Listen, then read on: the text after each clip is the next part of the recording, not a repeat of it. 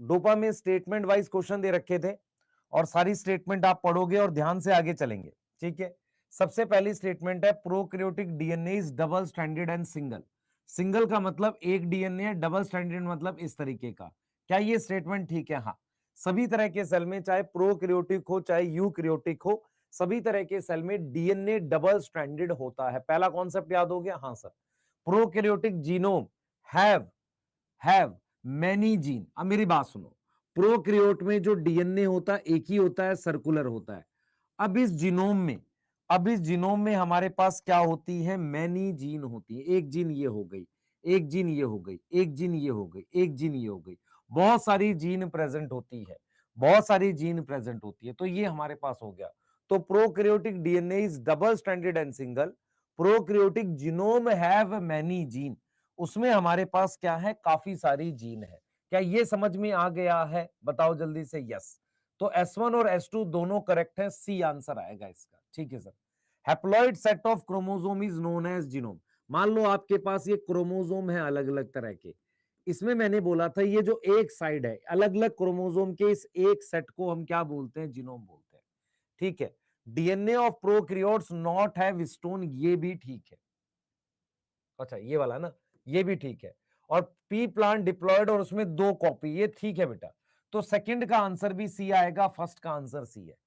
P plant एक diploid है जिसमें मान लो कोई प्लांट डिप्लॉयड है तो वहां जीनोम की ऐसी 2 कॉपीज होंगी, ठीक है। दूसरा क्या है? क्वेश्चन नंबर 3 है, DNA of prokaryotes not have histone, सही है। हिस्टोन यूकैरियोट के डीएनए में मिलता है। DNA of eukaryote not have histone in chromatin, गलत है। तो only statement 1 is correct. Answer इसका ए आएगा, थर्ड का ए आएगा। देख पा रहे हो? थर्ड का ए आएगा, बहुत बढ़िया। फिर हमारे पास आ जाता है membrane bound organelle present in prokaryotic cell. Membrane bound organelle मेरे पास किस में प्रेजेंट होती है? प्रोकैरियोटिक सेल में होती है। क्लियर है? बताओ बताओ, होती है नहीं होती? मेम्ब्रेन बाउंड ऑर्गेनल नहीं होती। Organelle absent in prokaryotic cell, ये भी गलत है। कौन सी ऐसी ऑर्गेनल है जो प्रोकैरियोटिक सेल में होती है और जिसमें मेम्ब्रेन नहीं है? दैट इज राइबोसोम, आंसर आएगा इसका। दोनों गलत है, डी आंसर आएगा।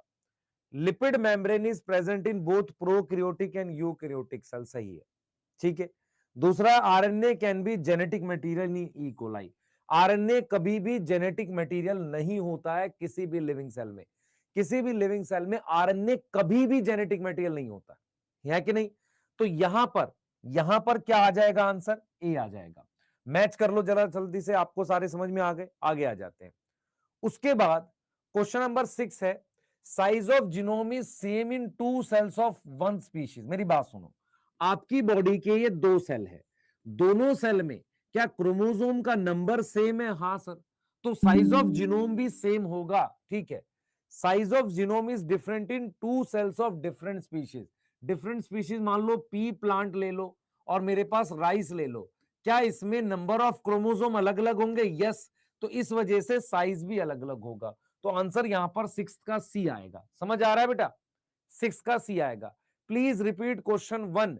अच्छा बच्चे देखो, आपको अगर डाउट पूछना उसके लिए मैं आपको ऑप्शन बता रहा हूं। आपको क्या किया जाएगा, एक टेलीग्राम की आईडी दी जाएगी। टेलीग्राम की आईडी मतलब एक टेलीग्राम ग्रुप बनेगा।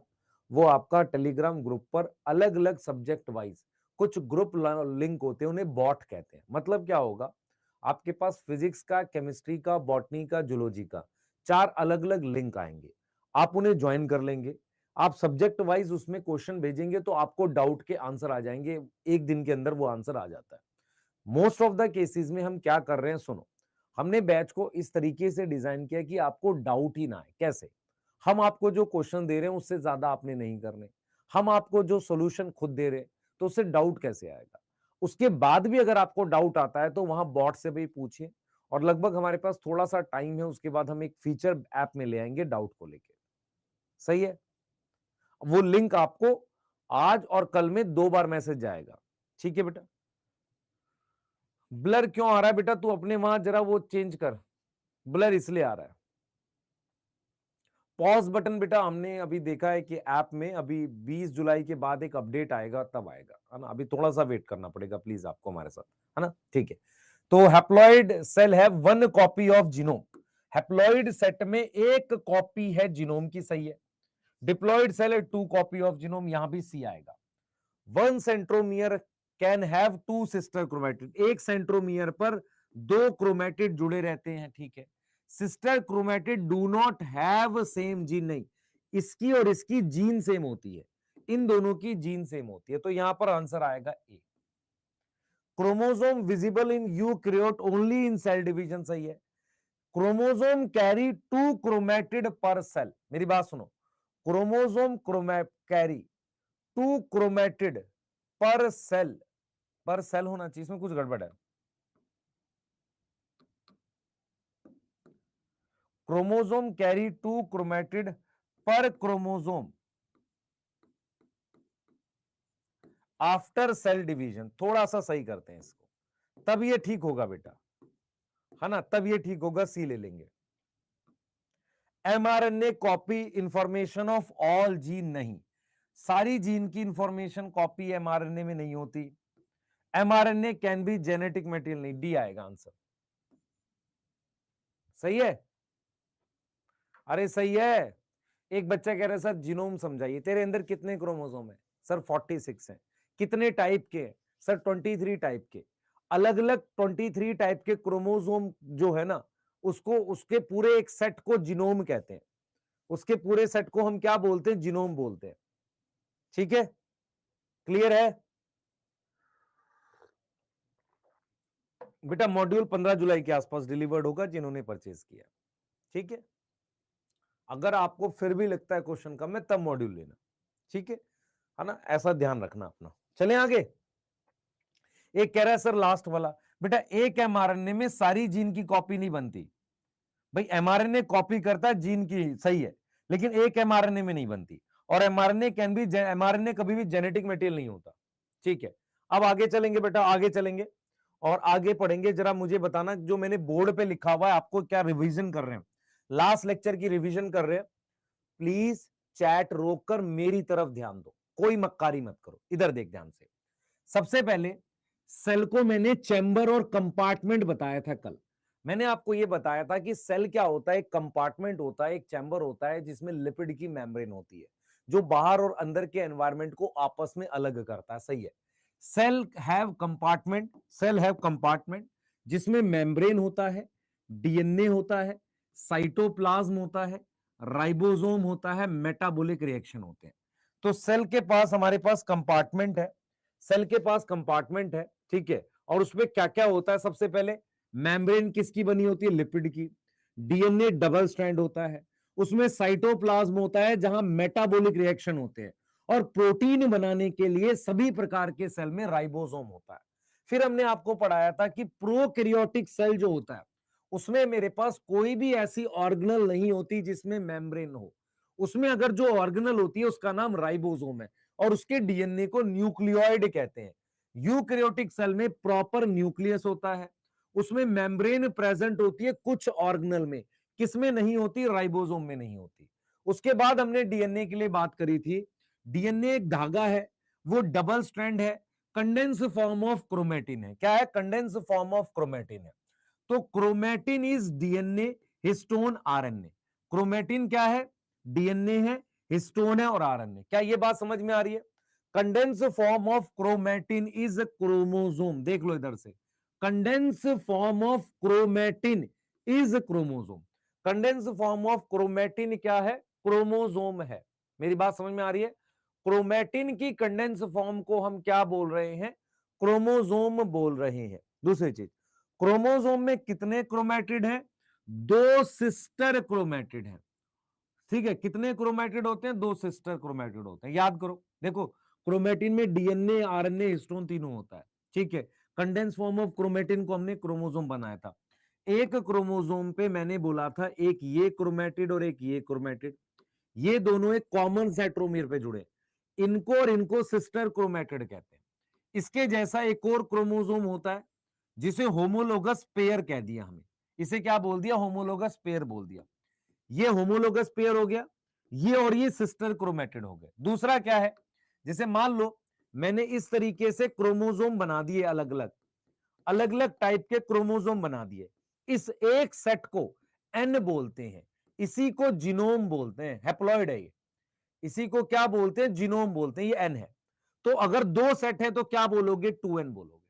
आ रहा समझ, अरे आ रहा है। ये कह रहा है क्वेश्चन 4 का आंसर गलत है, कैसे बेटा, एक बार चेक कर लें जरा। क्वेश्चन 4 है membrane bound organelle present in, कौन सी प्रेजेंट होती है भाई, मेम्ब्रेन बाउंड, और organelle absent in prokaryotic cell, क्यों, राइबोसोम नहीं होती, कंटाप लगाए खुद को, लगाया, बता जल्दी से चैट में कि सर हम एक टू कंटाप लगा लिया हूं अपने को।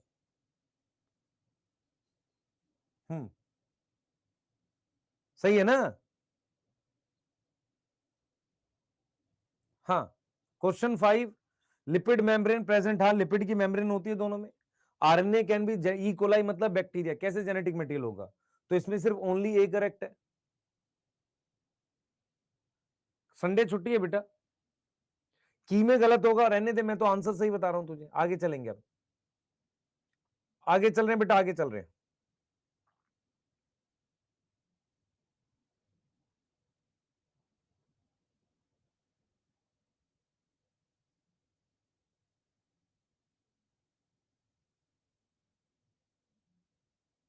चलें आगे, स्टार्ट करें सेल साइकिल, स्टार्ट करें। हाँ संडे छुट्टी देंगे नहीं देंगे, पढ़ोगे नहीं, ठीक है चलिए आगे चलते हैं। कुछ लिखना नहीं है, पहले मेरी बात सुनो ध्यान से, 2 मिनट मेरी बात सुनो, मैं आपको फिर बोलता हूं। मेरे में और दूसरों के पढ़ाने में एक डिफरेंस होता है। जब मैं कोई टॉपिक पढ़ाता हूं या कोई चैप्टर पढ़ाता हूं तो मैं उसकी एक भूमिका बांधने की कोशिश करता हूं ताकि आपको चीजें समझ में आए।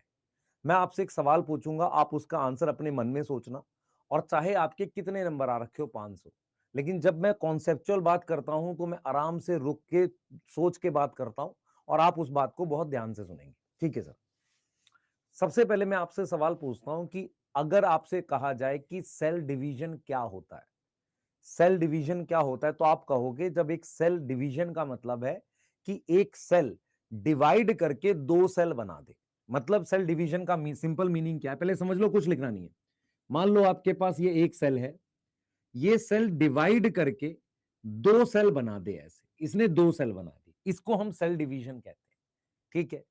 दूसरा सवाल मैं आपसे पूछूंगा कि सेल डिवीजन की नीड क्या है, मतलब क्या जरूरत है किसी भी सेल को डिवाइड करने के लिए। मैं बताता हूं आपको, मेरे पास क्या होता है, जैसे ये सेल है, इस सेल के अंदर डीएनए है, अब इस डीएनए में इंफॉर्मेशन है, मेरी बात समझ में आ रही है, इंफॉर्मेशन है, तो मैं किसी सेल को इसलिए डिवाइड करता हूं कि मैं दो सेल बना दूंगा और दोनों सेल में वो इंफॉर्मेशन चली जाएगी। मतलब क्या हुआ, अगर आपसे कोई सिंपल भाषा में कहे व्हाट इज सेल डिवीजन, एक सेल को डिवाइड करके 2 सेल बनाने को हम सेल डिवीजन कहते हैं। कोई सेल क्यों डिवाइड करता है और कोई सेल का डिवीजन का पर्पस क्या होता है, किसी भी सेल में जो डीएनए है उसमें एक इंफॉर्मेशन होती है, सेल डिवाइड करके 2 सेल बनाता है और वो इंफॉर्मेशन उसमें चली जाती है। एक तरीके से सेल डिवाइड करता है 2 सेल बनाने के लिए, अब उसका एक अपना पर्पस हो सकता है, ध्यान से सुनना। अगर ये ऑर्गेनिज्म, ध्यान सुनेंगे, आपके पास ऑर्गेनिज्म 2 तरह के होते हैं। एक ऐसा ऑर्गेनिज्म होता है जो यूनिसेलुलर होता है, मतलब जो सिंगल सेल का होगा, जैसे कि बैक्टीरिया। आपके पास बैक्टीरिया सिंगल सेल का होता है, उसका डीएनए साइटोप्लाज्म में होता है। ऐसे ऑर्गेनिज्म को कहते हैं यूनिसेलुलर, मेरी बात सुनो ध्यान से, ऐसे ऑर्गेनिज्म को कहते हैं यूनिसेलुलर। उसका एक एग्जांपल है बैक्टीरिया ई कोलाई, ठीक है। दूसरा मैंने एक और एग्जांपल बना दिया, मान लो एक यूकैरियोटिक सेल बना दिया जिसमें न्यूक्लियस है, उसका डीएनए है, ठीक है। और ये भी कैसा ऑर्गेनिज्म है, यूनिसेलुलर। कैसा है ये, यूनिसेलुलर है। मेरी बात पूरी समझने की कोशिश करेंगे। सबसे पहले मैंने बोला, जब कोई सेल है वो डिवाइड करके 2 सेल बनाता है। सेल क्यों डिवाइड करता है, क्योंकि वो डीएनए की इंफॉर्मेशन को 2 सेल में पास करना चाहता है। ऑर्गेनिज्म 2 प्रकार के होते हैं, एक सिंगल सेल वाला होता है, सिंगल सेल वाले प्रोकैरियोटिक हो सकते हैं, और सिंगल सेल का ऑर्गेनिज्म क्या है, यूकैरियोटिक भी हो सकता है, ठीक है सर। अब ये डिवाइड क्यों करते हैं, सुनना, ये जब सेल डिवाइड करता है तो जब ये 2 सेल बनाता है तो किसी एक और, क्योंकि ये सेल, देखो मेरी बात सुनो, ये सिर्फ सेल नहीं है, ये ऑर्गेनिज्म भी है। तो किसी एक ऑर्गेनिज्म से अगर दो ऑर्गेनिज्म बने तो इसे हम एक प्रकार का रिप्रोडक्शन भी बोलते हैं। क्या बोलते हैं? रिप्रोडक्शन भी बोलते हैं। तो आपको यह समझना पड़ेगा कोई भी सिंगल सेल ऑर्गेनिज्म डिवाइड क्यों करता है? क्योंकि वो रिप्रोडक्शन करना चाहता है, वो अपने जैसे दो सेल बनाना चाहता है। लेकिन जब बात करते हैं मल्टी सेलुलर की, मल्टी सेलुलर में ध्यान से सुनेंगे, मल्टी सेलुलर में मेरे पास मान लो हम ह्यूमन की बात करते हैं, तो यहां पर जो सेल होता है वो हमेशा कैसा होगा? यूकैरियोटिक होगा। और जब ये सेल डिवाइड करेगा, यहां पर सेल डिवीजन का क्या पर्पस होगा? ग्रोथ कराना। क्या पर्पस होगा? ग्रोथ कराना। क्योंकि मान लो इसमें मेरे पास इस ऑर्गेनिज्म में 100 सेल हैं, अगर इसमें 200 सेल हो जाएंगे तो क्या हो जाएगी? ग्रोथ हो जाएगी।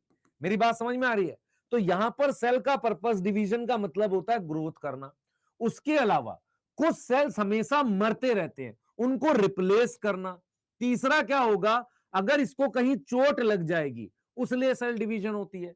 तो आपको यहां पर समझना पड़ेगा बेटा, आपको यहां पर समझना पड़ेगा कि सेल डिवीजन एक बहुत इंपॉर्टेंट प्रोसेस होता है। हमें अपने दिमाग में यह बिठाना है कि सेल डिवीजन यूनिसेलुलर और मल्टी सेलुलर दोनों तरह के ऑर्गेनिज्म में होती है। यूनिसेलुलर ऑर्गेनिज्म में सेल डिवीजन को हम रिप्रोडक्शन बोल सकते हैं, क्योंकि एक ऑर्गेनिज्म से दो बन गया। मल्टी सेलुलर में सेल डिवीजन को रिप्रोडक्शन नहीं बोलते, वहां सेल डिवाइड करता है कि अगर कोई सेल मर जाए उसकी जगह नया सेल बनाने के लिए, ऑर्गेनिज्म की ग्रोथ कराने के लिए और रिपेयर करने के लिए। तो अगर मेरे दिमाग में जा रहा है ना कि यार सेल डिवीजन होता क्या है, एक सेल को डिवाइड करना, वो दोनों तरह के ऑर्गेनिज्म में हो सकता है, प्रोकैरियोटिक में भी हो सकता है, यूकैरियोटिक में भी हो सकता है। आ रही है समझ? नहीं? बोलो बेटा, जल्दी बताओ, जल्दी बताओ, समझ आया? समझ आया नहीं आया? ठीक है, साइज ऑफ जीनोम की बात बाद में करेंगे, इधर आ जाओ, यहां पे आ जाओ। तो हम ये कह रहे हैं बेटा, सेल डिवीजन का मतलब क्या है? ध्यान सुनेंगे, ध्यान सुनेंगे। हमारे पास क्या हो सकता है? Any type of cell can divide to form two cells, उसे हम कहेंगे दो डॉटर सेल। ठीक है, दो डॉटर सेल।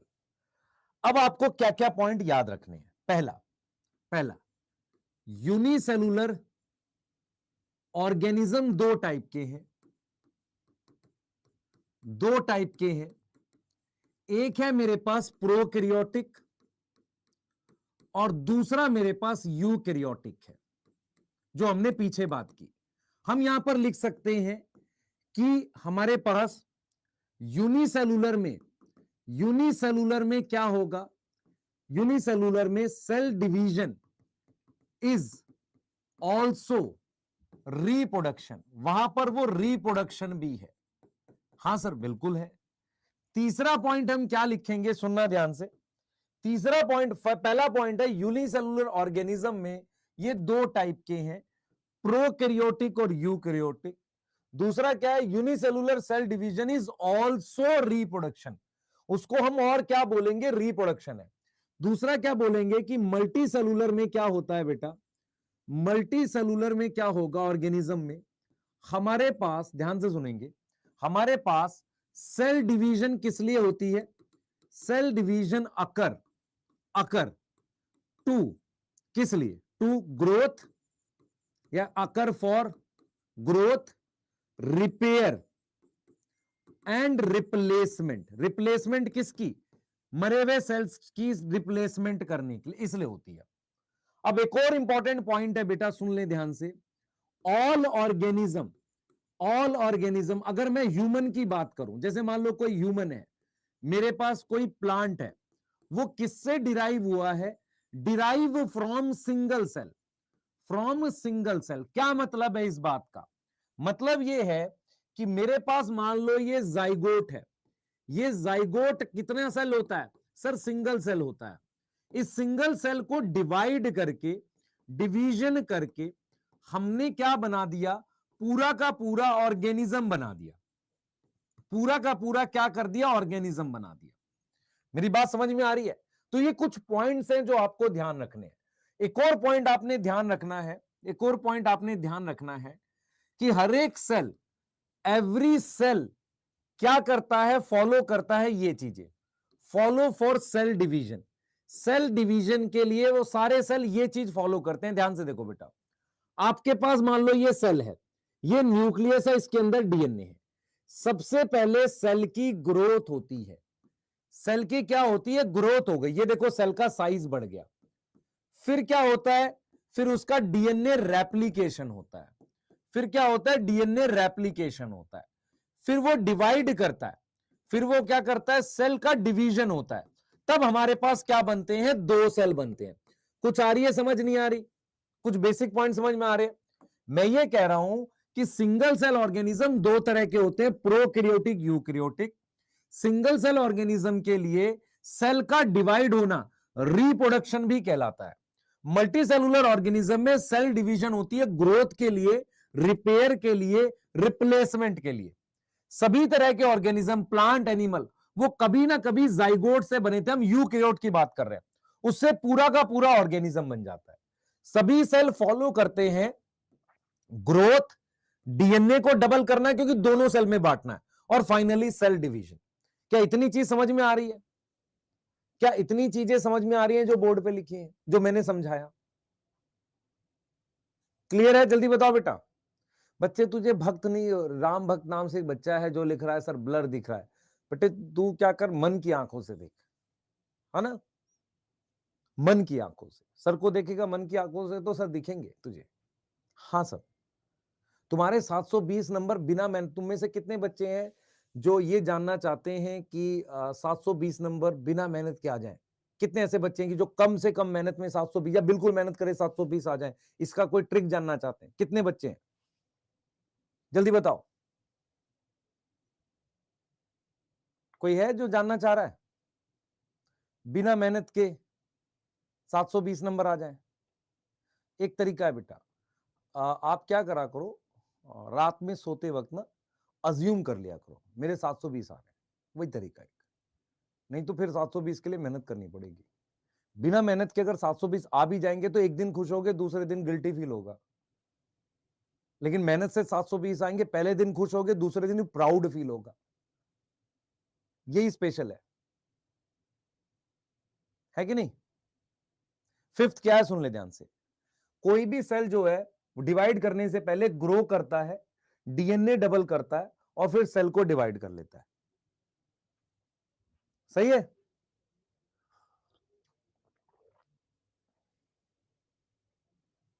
एक टीचर थे, उन्होंने कहा कि फिजिक्स सबसे आसान कब है? उसने कहा सर ये दो काम कर सकते हैं, पहला हाफ को अज्यूम कर लो, बाकी हाफ को नेग्लेक्ट कर दो। नहीं,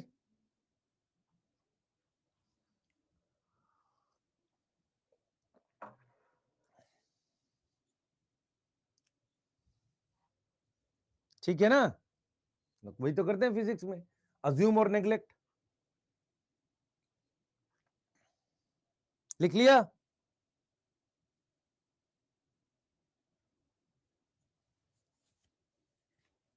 हाँ ठीक है बेटा, सुनो ध्यान से, मेरी बात सुनो। आपको क्या क्या समझना है आज, आप एक सेल के बारे में आज हम क्या पढ़ने वाले हैं। आज हम एक सेल के अंदर जाएंगे और ये जानेंगे कि ये सेल डिवाइड करता क्यों है। कभी भी कोई सेल इसलिए डिवाइड करता है ताकि वो दो सेल बनाए और अपनी इंफॉर्मेशन दोनों सेल में भेज दे। उसके लिए आपको यह समझना पड़ेगा कि ऑर्गेनिज्म दो तरह के होते हैं। ऑर्गेनिज्म दो तरह के होते हैं, एक जिनमें एक ही सेल है, एक जिनमें कई सेल है। जिनमें एक ही सेल होते हैं वो या तो प्रोकैरियोटिक होते हैं या यूकैरियोटिक होते हैं, और जिनमें बहुत सारे सेल होते हैं सिर्फ वो क्या होते हैं, यूकैरियोटिक सेल होते हैं। तो हम आज आपको क्या पढ़ेंगे, सेल डिवीजन के बारे में पढ़ा रहे हैं। मैंने कुछ ये बेसिक पॉइंट बताए हैं, पर मैंने आपको एक बात बोली है कि मान लो आप हम सब लोग कभी ना कभी एक जाइगोट थे, उस जाइगोट में सेल डिवीजन हुई है, माइटोसिस हुई है। क्या ऐसे चेंजेस होते हैं सेल डिवीजन में जिसे हमने आज सीखना है। तो आज हम पूरा का पूरा बेसिक चीर फाड़ कर डालेंगे सेल की। ठीक है सर, सिलेबस मतलब टाइम पर होगा, क्यों नहीं होगा भाई? ठीक है, हाँ चलें आगे चलेंगे, आगे चलो। तो हम यहां पर कुछ कुछ चीजें हैं जिन पे हम बात कर सकते हैं, जिस पे हम बात करेंगे, जल्दी देखो। हाँ, देखो क्या बोल रहा है, cell division is a very important process in all living organism. सही है। ड्यूरिंग सेल डिवीजन क्या होता है, डीएनए डबल होता है, सेल की ग्रोथ होती है, ये दोनों चीजें होती है। ठीक है, ये चीज समझ में आ रही है। और ये सारी चीजें कैसी होती है, कोऑर्डिनेटेड वे में। कोऑर्डिनेटेड का क्या मतलब है भाई, कोऑर्डिनेशन का क्या मतलब है, मान लो आप 3 लोग हो, तीनों लोग मिलके कोई काम कर रहे हो, अगर वो साथ में प्रॉपर वे में कोऑर्डिनेशन से नहीं करोगे तो होगा नहीं। इसका मतलब क्या है, किसी भी सेल में सेल डिवीजन, उसके पहले डीएनए रेप्लिकेशन और ग्रोथ, ये सारी चीजें कोऑर्डिनेशन वे में होती है। ठीक है, ये चीज समझ में आ रही है। अब हम आ जाते हैं बेटा, इसके आगे पढ़ेंगे, ध्यान से सुनेंगे, हम आगे पढ़ेंगे, ध्यान से सुनो बेटा। सबसे पहले आपको ये समझना है, ये समझना, इधर देखो, मेरी तरफ फोकस करो। आपको मान लो ये सेल है, इधर देखो बेटा, ये आपके पास एक सेल है, इस सेल का ये न्यूक्लियस है, ये डीएनए है। ठीक है, मैंने क्या किया, सबसे पहले सेल की ग्रोथ कर ली। मैंने क्या करा है, ये क्या करिए, ग्रोथ करिए। ठीक है, उसके बाद क्या किया है, इस सेल में डीएनए डबल कर लिया है। मैंने क्या किया, डीएनए डबल कर लिया। ठीक है, अब मैंने क्या किया, इसको डिवाइड करके 2 सेल में डिवाइड कर लिया, ऐसे ये 2 सेल बना दिए, इसको मैंने सेल डिवीजन कह दिया। अब हम क्या पढ़ेंगे, सबसे पहले डेफिनेशन पढ़ेंगे, सेल साइकिल क्या होता है, जो चैप्टर का नाम है। तो सेल साइकिल क्या है, किसी भी सेल में, मान लो मैं इस सेल का उदाहरण ले लेता हूं, किसी भी सेल में सीक्वेंस ऑफ इवेंट, सीक्वेंस मतलब ये जो चीजें हो रही है ना, इनका सीक्वेंस ऑफ इवेंट, मतलब बाय विच, ध्यान से सुने बेटा। तो what is cell cycle, cell cycle क्या है, सीक्वेंस है, किसका, इवेंट्स का, बाय विच सेल क्या करता है, ग्रो करता है, डीएनए डबल करता है, और उस डबल डीएनए को एंड डिवाइड करता है, डिस्ट्रीब्यूट करता है, डिस्ट्रीब्यूट करता है डबल डीएनए को, किसके अंदर, इन 2 डॉटर सेल, 2 डॉटर सेल में वो डीएनए को डाल देता है। उसे हम क्या कहते हैं बेटा, सेल साइकिल कहते हैं। ये चैप्टर क्या है, आज ये चैप्टर इस सेल पर पूरा फोकस करेगा, ये बताएगा कि ये सेल क्या कर रहा है। तो ये सेल जो भी बदलाव करता है, उन सबको हम सेल साइकिल कहते हैं। तो सेल साइकिल एक्चुअल में क्या होता है, उन इवेंट्स का, उन काम का सीक्वेंस, जिसमें सेल ने ग्रोथ करी, डीएनए डबल किया, और उस डीएनए को 2 डॉटर सेल में बांट दिया, इसमें और इसमें बांट दिया। इसको हम क्या बोलते हैं, इस इवेंट्स के सीक्वेंस को सेल साइकिल बोलते हैं। ध्यान से सुने बेटा, हम क्या कर रहे हैं, हम एक सेल की जर्नी जानेंगे।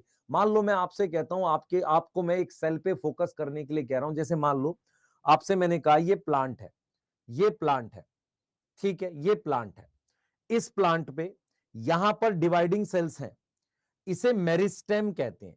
प्लांट में जो डिवाइडिंग सेल होते हैं उसे मेरिस्टेम कहते हैं। मैंने कहा कि मैंने यहां से एक सेल ले लिया, मैं उस सेल की जर्नी जान रहा हूं, वो क्या क्या करेगा।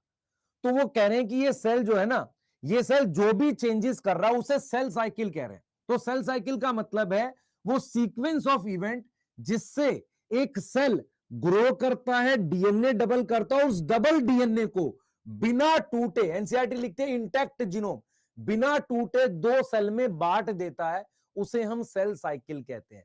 तो इसका मतलब अगर आपको सेल साइकिल स्टडी करनी है, अगर आपको सेल साइकिल स्टडी करनी है, तो किसी ऐसे सेल के जीवन चक्र को या जीवन को स्टडी करना पड़ेगा जो डिवाइड कर रहे हैं।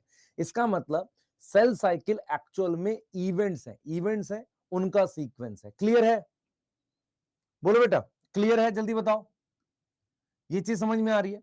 तो अगर मैं बात करूं सेल साइकिल, तो मैं ये लिखूंगा यहां पर, ध्यान से सुने बेटा, both prokaryotic and eukaryotic cell क्या करेगा, undergo division, undergo division. But दूसरा पॉइंट क्या है, but concept of cell cycle जो है मेनली किसके लिए होता है, मेनली फॉर यूकैरियोटिक सेल होता है, मेनली फॉर किसके लिए होता है, eukaryotic cell. What is eukaryotic cell, जिसमें वेल डिफाइंड न्यूक्लियस होता है। मैं आपसे बोल रहा हूं कि प्रोकैरियोटिक सेल डिवाइड तो करता है, पर उसके सीक्वेंस ऑफ इवेंट्स को हम सेल साइकिल में नहीं रखते। हम ये मानते हैं कि ये जो इवेंट्स में स्टडी कर रहा हूं ये यूकैरियोटिक सेल के लिए कर रहा हूं। दूसरा क्या है, all events of cell cycle कैसे होते हैं, कोऑर्डिनेटेड। कोऑर्डिनेटेड का क्या मतलब है, सुन लो ध्यान से। ऐसा नहीं है कि डीएनए डबल होने के बाद सेल ग्रो करेगा, नहीं। सेल क्या करेगा, डीएनए डबल करने से पहले ग्रो कर चुका होता है। ये चीज समझ में आ रही है। तो सेल साइकिल के सारे इवेंट कोऑर्डिनेटेड होते हैं। दूसरा सुनना ध्यान से, मान लो मैं तुमसे कहता हूं कि सुबह उठ के क्या करना, तुम ये काम कर देना। तुम्हारे दोस्त को कहता हूं कि सुबह उठ के तुम पोछा लगा देना। तुम्हारे एक और दोस्त को कहता हूं सुबह खाना बना लेना। 3 दोस्त हो, ठीक है। या तो तुम आपस में खुद ही कोऑर्डिनेशन कर रहे हो, नहीं तो कोई पर्सन चाहिए ना जो तुम्हें काम करवाए। हाँ सर चाहिए। सेल के अंदर कौन होता है जो बताएगा कि सेल कब ग्रो कर रहा है, कब उसको डीएनए डबल करना है और कब उसको डिवाइड करना है, कोई तो होता होगा। हाँ सर जीन्स होती हैं ऐसे। तो इसका मतलब सेल साइकिल के ये जो सारे इवेंट है ये जीन्स के कंट्रोल में होते हैं। तो मैं लिख सकता हूं कि cell cycle is under genetic control. किसके कंट्रोल में है, जेनेटिक कंट्रोल में है। क्या ये चीजें समझ में आ रही हैं, बताओ, ये चीजें समझ में आ रही है, क्लियर है, बताओ जल्दी से, क्या ये चीजें समझ में आ रही हैं,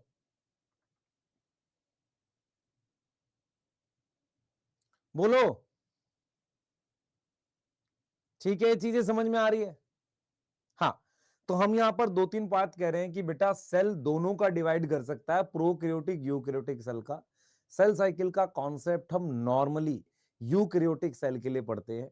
ये सारे इवेंट कोऑर्डिनेटेड होते हैं और ये जेनेटिक कंट्रोल के अंडर होता है। दूसरा, जब मैंने ये डीएनए डबल किया है ना, इसको मान लो मैं जीनोम कह देता हूं, मान लो मैं इसको जीनोम कह देता हूं, तो ये बिना टूटे, तो इसका मतलब मैं लिख सकता हूं कि जो जीनोम डबल हुआ है, जो डीएनए डबल हुआ है, जिसको हम कहेंगे 2 कॉपी ऑफ जीनोम, उसको डिस्ट्रीब्यूट करते हैं। डिस्ट्रीब्यूट मतलब बांटते हैं इनटू 2 सेल इन इंटैक्ट फॉर्म। इंटैक्ट का मतलब बिना टूटे। मेरा कहने का सिर्फ मतलब यह है कि यहां पर आपके पास एक डीएनए था, ये मेरे पास 2 डीएनए हो गए। इनको बिना टूट फूट हुए एग्जैक्टली एक दूसरे की कॉपी है, दोनों सेल में भेज देंगे, इसमें और इसमें। मेरी बात समझ में आई है, इसमें और इसमें, यहां तक क्लियर है। इंटैक्ट का फॉर्म का मतलब समझ में आ रहा है, इंटैक्ट फॉर्म का मतलब समझ में आ रहा है, बिना टूट फूट हुए।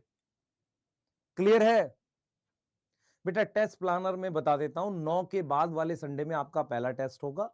और चीजें सुन लो ध्यान से। आपका जो है सिलेबस एक पेज से चलेगा, बढ़िया तरीके से खत्म करेंगे।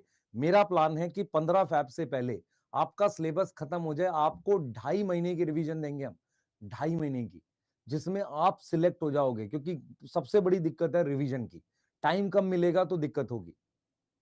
ई वाला समझ नहीं आया, मेरी बात सुन। इस डीएनए की ये 2 कॉपी हैं, अगर इसमें कुछ टूट फूट हो जाए तो उसे कहेंगे कुछ टूट गया, मतलब वहां पे म्यूटेशन हो गई। हम ये कह रहे हैं कि बिल्कुल एग्जैक्ट कॉपी एक दूसरे में इन दोनों सेल में डिस्ट्रीब्यूट कर दें, ये लिखा हुआ है।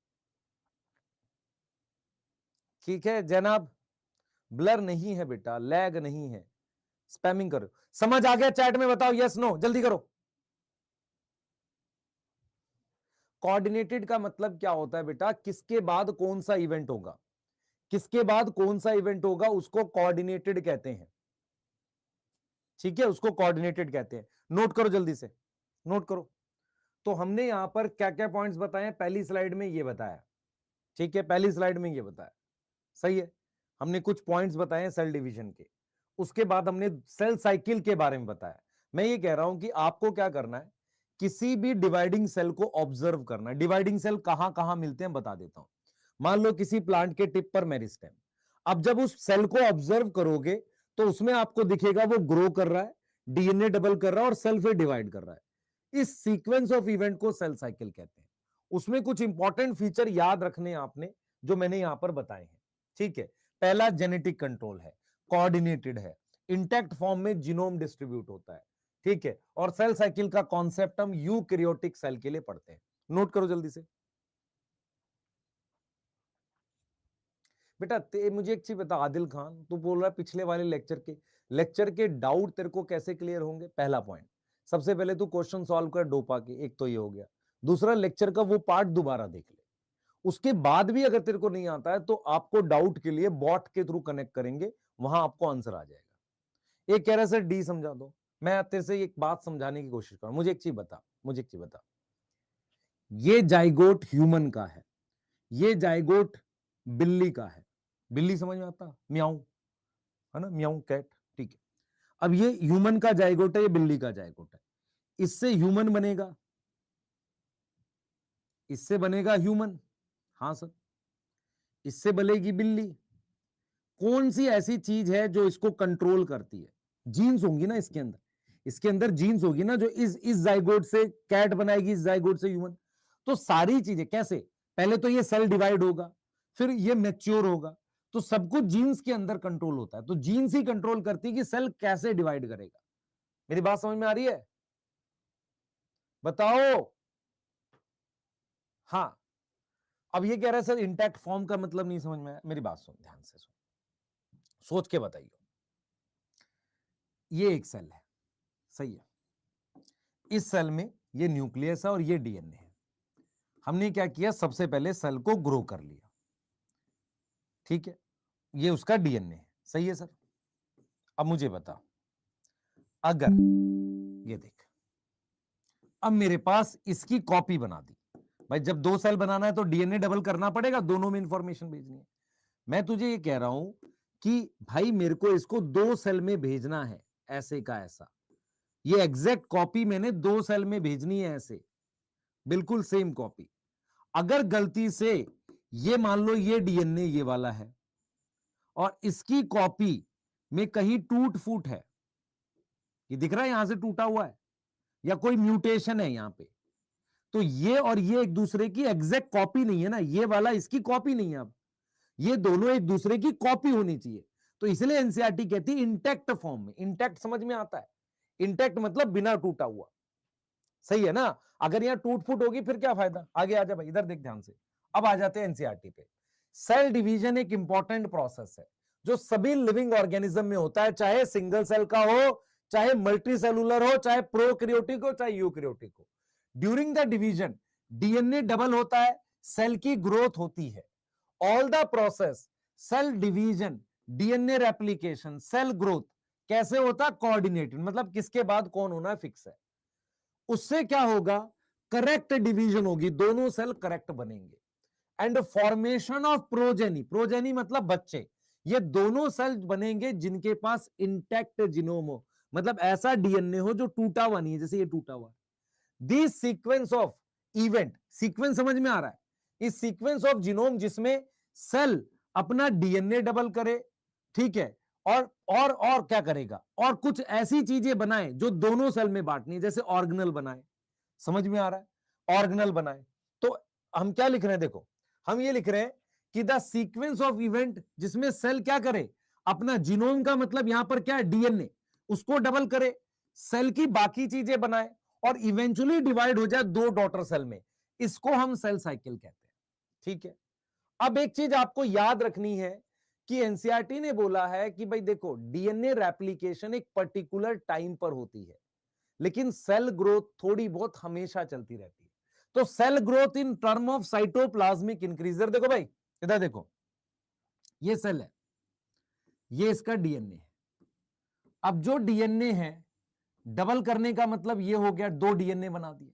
एनसीईआरटी कहती है ये यहां साइटोप्लाज्म है, थोड़ा बहुत साइटोप्लाज्म में चेंजेस हमेशा चलते रहते हैं, लेकिन एक पर्टिकुलर टाइम पर ही डीएनए डबल करता है।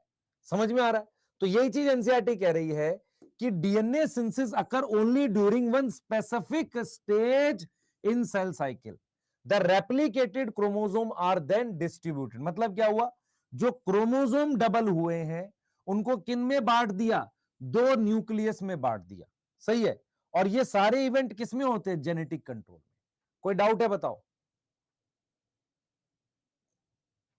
सनाउल्लाह खान पिटाई खाएगा, डंडा खाबो है, कुछ भी लिख रहे हो चैट में, क्लास पे ध्यान दे। टेस्ट का प्लानर बेटा कल तक अपलोड करेंगे, समझ में आया ये वाली बात। साइटोप्लाज्म तो लगभग थोड़ा बहुत हमेशा बढ़ता रहेगा, पर डीएनए रेप्लिकेशन एक पर्टिकुलर टाइम पर होगी। तो हम यहां पर लिख देते हैं, यहां पर लिख देते हैं एक और पॉइंट में, ये जो पॉइंट लिखा है ना फीचर ऑफ सेल साइकिल, यहां पे लिख लो भाई, कहां गए, इस वाले में एक और पॉइंट ऐड करो, एफ। सर लिख लें हम, हाँ आपको ये लिखना है कि cytoplasmic increase occur throughout cell cycle, throughout cell cycle, ठीक है। बट डीएनए रेप्लिकेशन, रेप्लिकेशन मतलब कॉपी बनाना, अकर इन स्पेसिफिक फेज। लिख लिया भाई, ना लिखो, लिख ले जल्दी से। डोपा कहां मिलेगा बेटा, क्रोमोसोम में ही डीएनए होता है। हाँ यहां इसने क्रोमोसोम वर्ड यूज कर दिया, लेकिन वैसे डीएनए लिख सकते हैं। जीनोम और डीएनए बार बार सेम तरीके से यूज कर रहा है। स्क्रीनशॉट फीचर लाऊं क्यों, पहले नोट करो सारा, जल्दी से, जल्दी नोट करो भाई, जल्दी नोट करो, आगे चलेंगे। नोट करो जल्दी से, जल्दी से नोट कर लो बेटा।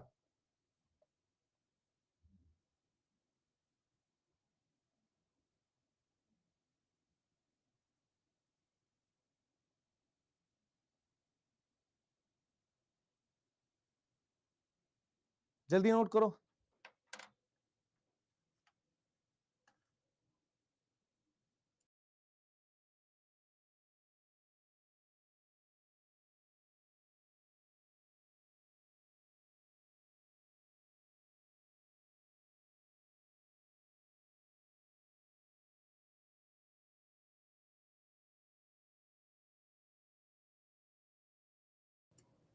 नमस्ते सर। नमस्ते, किस बैच का कितने नंबर आ रहे हैं तेरे? सर 670 मार्क्स है।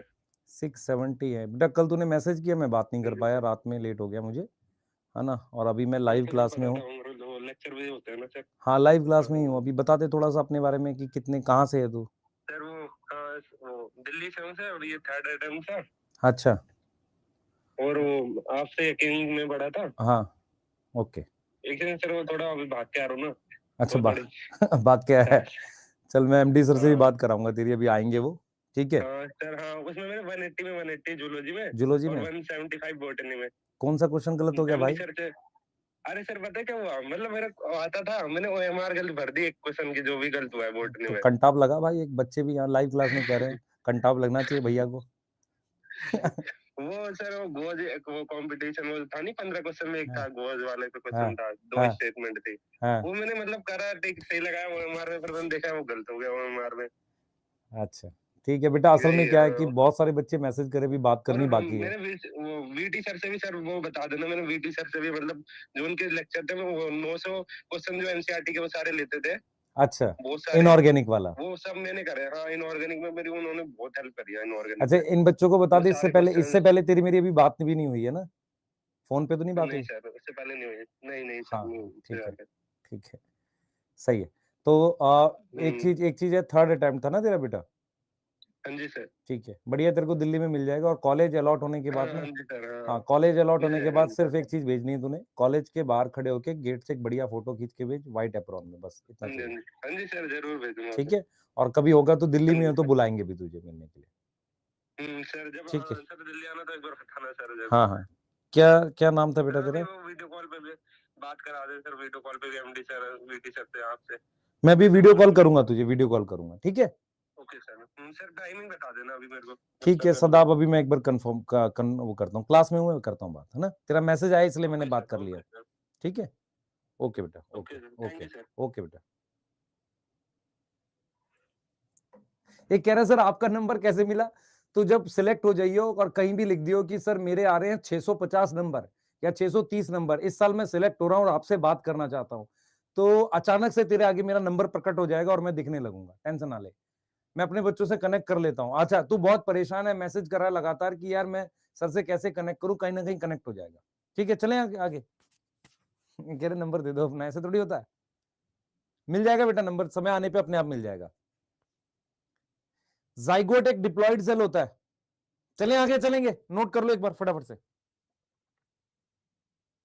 ओह एलसीक्यू आ गए भाई,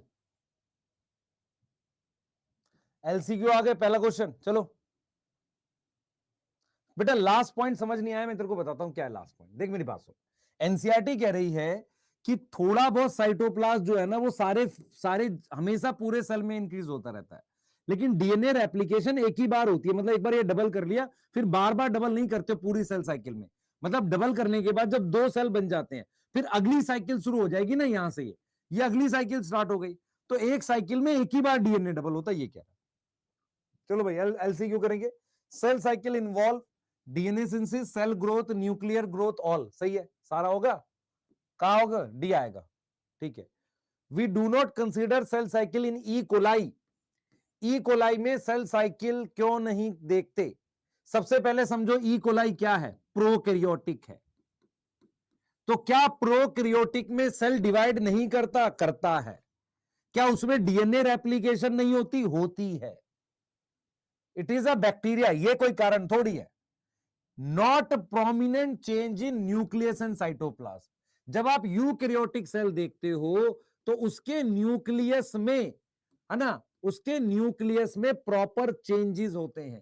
प्रोकैरियोट में डीएनए साइटोप्लाज्म में होता है, उसके न्यूक्लियस और साइटोप्लाज्म और न्यूक्लियस में प्रोमिनेंट, प्रोमिनेंट मतलब कुछ बड़े चेंजेस नहीं होते।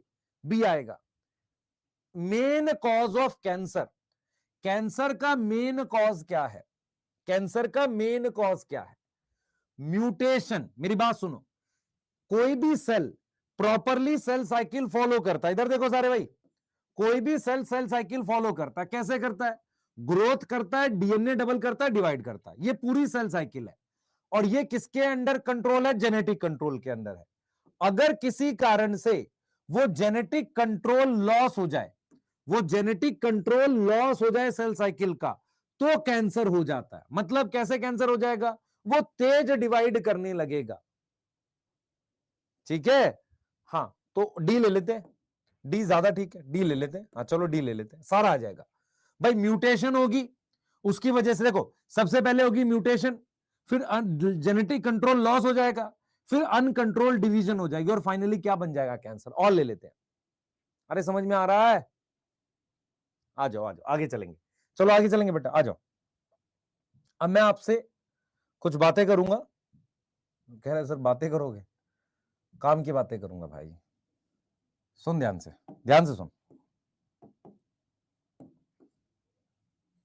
ये एक सेल है, ये इसका न्यूक्लियस है, इस न्यूक्लियस में ये डीएनए है। ठीक है, इसने क्या किया?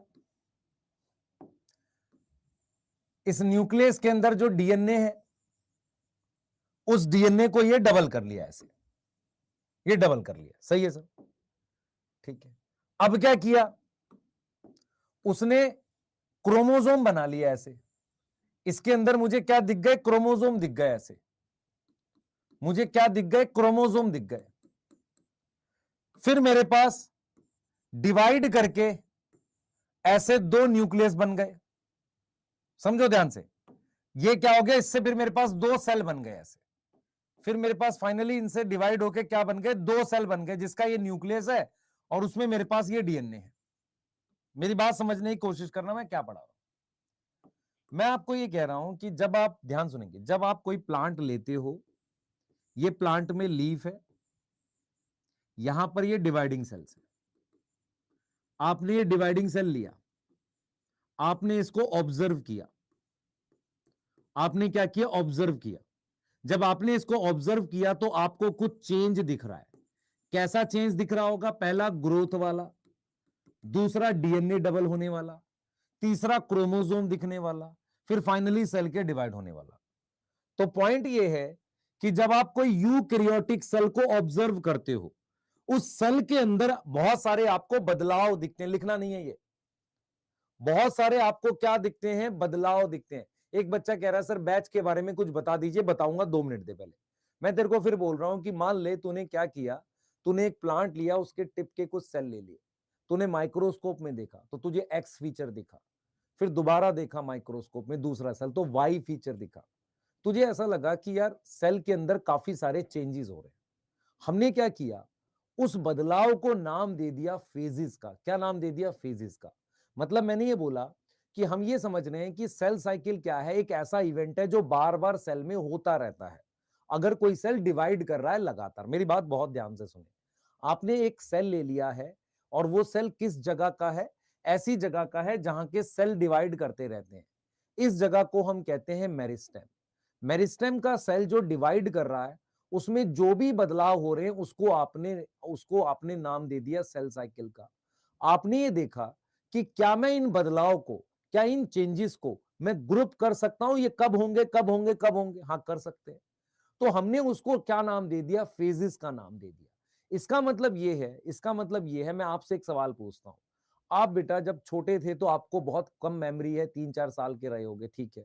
उसके बाद 9-10 साल के हुए तो आपको एक मेमोरी है, फिर 11 साल के रहे होगे तो मतलब हम ये कह रहे हैं कि जब से जैसे एज बढ़ती है, हम एक लिखते हैं चाइल्डहुड एज, फिर आ जाती है टीन एज। टीन एज मतलब 13-14 वाली एज, फिर आपकी एक एडल्ट एज आ जाएगी 20, 21, 22, 23, 24 वाली, फिर आपकी एक मेच्योर एज आ जाएगी 35 साल वाली, हमारे वाली 35, 36, 38, 40 साल वाली, फिर आप ओल्ड एज आ जाएगी। मैं आपसे एक बात पूछता हूं, आपकी अभी जितनी एज है, आपको कोई ऐसा लगा जीवन में कि यार आज मेरा ये वाला फेज स्टार्ट हो गया, आज मैं चाइल्डहुड से टीन एज में आ गया, ऐसा कुछ कभी लगा था? नहीं। लाइफ तो लगातार चलती है ना। ऐसे ही जब आप किसी सेल को देखते हो ना, जो सेल डिवाइड कर रहा है, उसमें होने वाले जो बदलाव हैं, जो चेंजेस हैं, वो लगातार चलते रहते हैं, लगातार चलते रहते हैं। हमने क्या किया है, उन चेंजेस को, उन बदलाव को फेजेस का नाम दे दिया।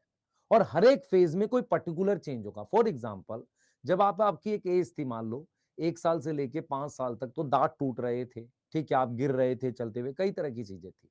फिर आपने पढ़ना स्टार्ट किया, उसके बाद से फिर एक एज आई, फिर अब जो एज है आप प्रिपरेशन कर रहे हो, फिर एक होगी एज होगी जिसमें पैसे, तो हर एक एज में एक अलग काम हो रहा है ना। ऐसे ही क्या होता है, जब आप किसी सेल को ले लेते हो, उसमें जो बदलाव होते हैं ना, जो चेंजेस होते हैं, उनको आप फेजेस का नाम देते हो। और हर एक फेज में कुछ ना कुछ चेंज हो रहा होता है, और वो चेंज 2 जगह हो रहा होगा। कहां हो रहा होगा? एक साइटोप्लाज्म में हो रहा होगा, एक न्यूक्लियस में हो रहा होगा। तो जो नेक्स्ट टॉपिक है, हम पढ़ने वाले फेजेस ऑफ सेल साइकिल। सबसे पहला पॉइंट आप ये ध्यान रखें कि सेल साइकिल का कॉन्सेप्ट सिर्फ यूकैरियोटिक सेल में पढ़ा जाता है, क्योंकि उसमें ही प्रॉपरली न्यूक्लियस प्रेजेंट होता है। दूसरा, सेल साइकिल में हम फेजेस क्यों बनाते हैं? क्योंकि जो चेंज है उसको फेज का नाम दे दिया। तीसरा, चेंज कहां होता है? साइटोप्लाज्म और न्यूक्लियस में होता है। क्या इतनी बात आपको समझ में आ गई है? बताओ, क्या इतनी बात समझ में आ गई कि नहीं? देखो बेटा, ये जो मैंने कॉन्सेप्ट बताया ना, ये बच्चे को कई बार समझ ही नहीं आता, यार क्या पढ़ रहे हैं, अभी ये पढ़ा फिर ये फेज पढ़ेंगे, तो पढ़ते हैं ना, पढ़ते पढ़ते उन्हें ये नहीं समझ में आता पढ़ क्यों रहे हैं। ये बहुत इंपॉर्टेंट है। जब लाइफ में तुम्हें ये समझ में आने लग जाए ना, ये काम क्यों कर रहे हैं, तो लाइफ फिर इंटरेस्टिंग हो जाती है। ठीक है, सही है, आ जाओ। तो अपने ने क्या बात किया बेटा? अपने ने जो बात की है वो ये बात की है, ध्यान देंगे। अपने ने जो बात करी है, बात कर रहे हैं what are phases of cell cycle. सबसे पहला point, phases means changes. This means eukaryotic cell, eukaryotic dividing cells जो कि मेरिस्टेम है, वो क्या करते हैं? Show some change. किसमें? किसमें बताओ? साइटोप्लाज्म में, जहां पर ऑर्गेनल हो सकती है, एंड न्यूक्लियस। तो हमने क्या किया, these changes are given name of phase, हमने उसको नाम दे दिया फेज का, और ये फेज किस में होगा? मैं अगर आपसे बोलूं, ध्यान से सुने, अगर मैं आपको एक क्वेश्चन दे दूं, phases of cell cycle present in या observe in a cell, B tissue, C organ, D organism. भाई फेजेस ऑफ सेल साइकिल आप किस में ऑब्जर्व करोगे? सेल में ऑब्जर्व करोगे। किस में ऑब्जर्व करोगे? सेल में ऑब्जर्व करोगे। भाई टिश्यू में भी होता होगा, ऑर्गन में भी होगा, पर ऑब्जर्व किस में करोगे? सेल में। और ये चेंजेस हो किस में रहे? दो जगह, न्यूक्लियस और साइटोप्लाज्म में। उसको आपने क्या नाम दे दिया? फेजेस का नाम दे दिया। अब क्या पढ़ने वाले हो? अब आप पढ़ोगे सेल कैसे डिवाइड करेगा, सारी चीजें पढ़ोगे। ठीक है, अब मैं आपसे एक सवाल पूछता हूं, सबसे इंपॉर्टेंट चीज क्या होती है? सेल का डिवाइड होना। तो मेरे पास दो इंपॉर्टेंट चेंज है, दो इंपॉर्टेंट या मोस्ट इंपॉर्टेंट चेंज मेरे पास क्या है? सुनना ध्यान से। मोस्ट, भाई ये सेल है, ये कैसा सेल है? डिवाइडिंग सेल है। तो किसी भी डिवाइडिंग सेल में सबसे इंपॉर्टेंट चीज क्या है? मोस्ट इंपॉर्टेंट चीज क्या है? मैं आपसे एक सवाल पूछता हूं, ध्यान सुनेंगे। आप पूरे साल पढ़ोगे? हाँ सर पूरे साल पढ़ेंगे। तुम्हारी इस पूरी जर्नी का सबसे इंपॉर्टेंट दिन क्या है? सर सबसे इंपॉर्टेंट दिन जब रिजल्ट आएगा। पिटाई कर दूंगा, रिजल्ट तो आफ्टर इफेक्ट है, सबसे इंपॉर्टेंट दिन है एग्जाम। ऐसे ही सेल साइकिल की जो एक सेल है जिसे आप पढ़ रहे हो, उसमें सबसे इंपॉर्टेंट इवेंट क्या है? सेल का डिवाइड होना। उसमें और भी चेंजेस है, पर मोस्ट इंपॉर्टेंट इवेंट क्या है? मोस्ट इंपॉर्टेंट इवेंट क्या है? मोस्ट इंपॉर्टेंट इवेंट है सेल डिवीजन। तो हम क्या करेंगे, ध्यान से सुनिए, हम क्या करेंगे, so we divide changes into two phase. सबसे पहले दो फेज में कर देते हैं। पहला सेल डिवीजन, उसके बाद जो भी बचा दूसरा इंटरफेस। मतलब क्या हुआ समझो, मतलब यह हुआ, मान लो मैंने ये सेल साइकिल बना दी, मैंने कहा कि ये वाला जो है ये सेल डिवीजन का फेज है, इसको हम कह रहे हैं यहां पर सेल डिवाइड कर रहा है। सेल डिवीजन फेज को मैंने एक नाम दे दिया एम फेज। क्या नाम दे दिया? M phase. तो उसके बाद जो भी बच गया ये वाला, ये सारा, इसको मैं क्या नाम देता हूं? इंटरफेज का नाम देता हूं। क्या नाम दे दिया मैंने? इसको नाम दे दिया इंटरफेज। समझ में आ रहा है? इसको क्या नाम दे दिया? इंटरफेज नाम दे दिया। तो सबसे पहले हम क्या करेंगे? सबसे इंपॉर्टेंट फेज के हिसाब से सेल डिवीजन और इंटरफेज डिवाइड करेंगे। Now what is interphase? मान लो ये पॉइंट है, ध्यान से सुनना, मेरी बात सुनना ध्यान से। यहां पर मैंने दिशा दिखा दी, दिशा मतलब डायरेक्शन दिखा दी। ऐसे मैंने इस तरीके से क्या करी है? इस तरीके से बेटा इसमें डायरेक्शन दिखा रखी है। ऐसे मैं कह रहा हूं कि यहां पर सेल डिवाइड करना शुरू करता है, यहां डिवाइड कर जाता है। तो इंटरफेस क्या है? यहां पर सेल डिवीजन पूरी हुई है और यहां पर फिर स्टार्ट हुई है। तो what is interface? It is क्या है? It is gap between two successive मतलब एक के बाद, सक्सेसिव सेल डिवीजन। क्या इस बात में कोई डाउट है आप लोगों को? बताओ। जो बोर्ड पे लगा लिखी हुई बातें हैं सारी समझ में आ रही है? आई समझ में? एक कह रहा है सर यूट्यूब चैनल है तुम्हारा। हाँ मेरा है, सारी सब्सक्राइब कर लो। उससे क्या होगा? यहां पढ़ ले बेटा, पढ़ने पे ध्यान दे। जान मोहम्मद रिपीट क्या करना है बेटा? सुन ध्यान से, मैंने क्या बताया? फेज का मतलब चेंज कहां होते हैं? चेंज होते हैं न्यूक्लियस में और साइटोप्लाज्म में। सबसे जरूरी चेंज क्या है? सेल का डिवाइड करना। तो सेल साइकिल के बदलाव को पहले मैंने दो पार्ट में डिवाइड कर दिया। पहला पार्ट क्या है? पहला पार्ट है सेल डिवीजन, जिसे एम फेज कहते हैं। दूसरा पार्ट है, यहां सेल डिवीजन खत्म हुई, फिर अगली शुरू हुई, दो सेल डिवीजन के बीच के उस टाइम को, उस गैप को हम क्या बोलेंगे? इंटरफेज बोलेंगे। क्लियर है? अब बताओ, लास्ट वाला रिपीट भी कर दिया। क्लियर है? ठीक है, तो हमने लिखा in dividing cell most important event is cell division. So we divide changes into two phase. पहला सेल डिवीजन, दूसरा क्या है? दो सेल डिवीजन के बीच का गैप। नोट करो जल्दी से। सक्सेसिव का मतलब, ध्यान सुनो, तुम्हें यहां से खड़ा है, एक यहां मारा और फिर दूसरा यहां मारा, तो एक के बाद दूसरा चार्टर, सक्सेसिव, एक के बाद एक। क्या कर रहे हो तुम लोग? इतनी भी नहीं इंग्लिश पता है, गड़बड़ हो जाएगी। ध्यान से सुन ले, सक्सेसिव का मतलब एक के बाद एक, एक के बाद एक। समझ? सक्सेसिव सेल डिवीजन मतलब ये खत्म हुई फिर दूसरी। कह रहे सर मैसेज कैसे करूं आपको? चिट्ठी लिख दे। इंग्लिश कमजोर बेटा, मैं तेरे को बेइज्जती नहीं कर रहा हूं, टेंशन ना ले। मैं बताऊंगा ना सारा, टेंशन ना ले। पूरा पूरा एक एक लाइन का मीनिंग बता रहा हूं, है ना? हाँ। डोपा कहां मिलेगा? गलत सवाल है, पहले नोट करो इसे। नोट करो बेटा, जल्दी से नोट करो, जल्दी नोट करो बेटा, जल्दी करो।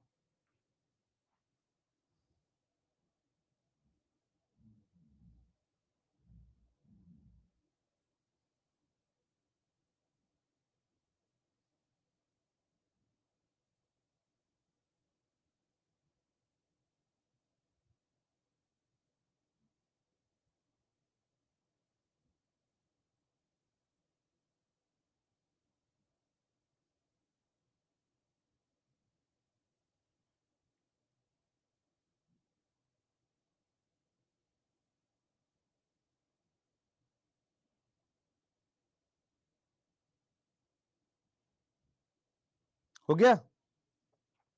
चलो इनऑर्गेनिक का करते हैं, मैं पढ़ा दूंगा, टेंशन ना लो। इधर ध्यान दो। अब two important event of cell cycle. हाँ भाई, two important event of cell cycle. एक एक क्या बोला हमने? एक बोला एम फेज। एम फेज में क्या होगी? सेल डिवीजन होगी। ठीक है। दूसरा हमने बोला इंटरफेज। अब ध्यान से सुनना, ध्यान सुनो। ये मैंने जो लिखा है ये एम फेज है, एम फेज है ये वाला।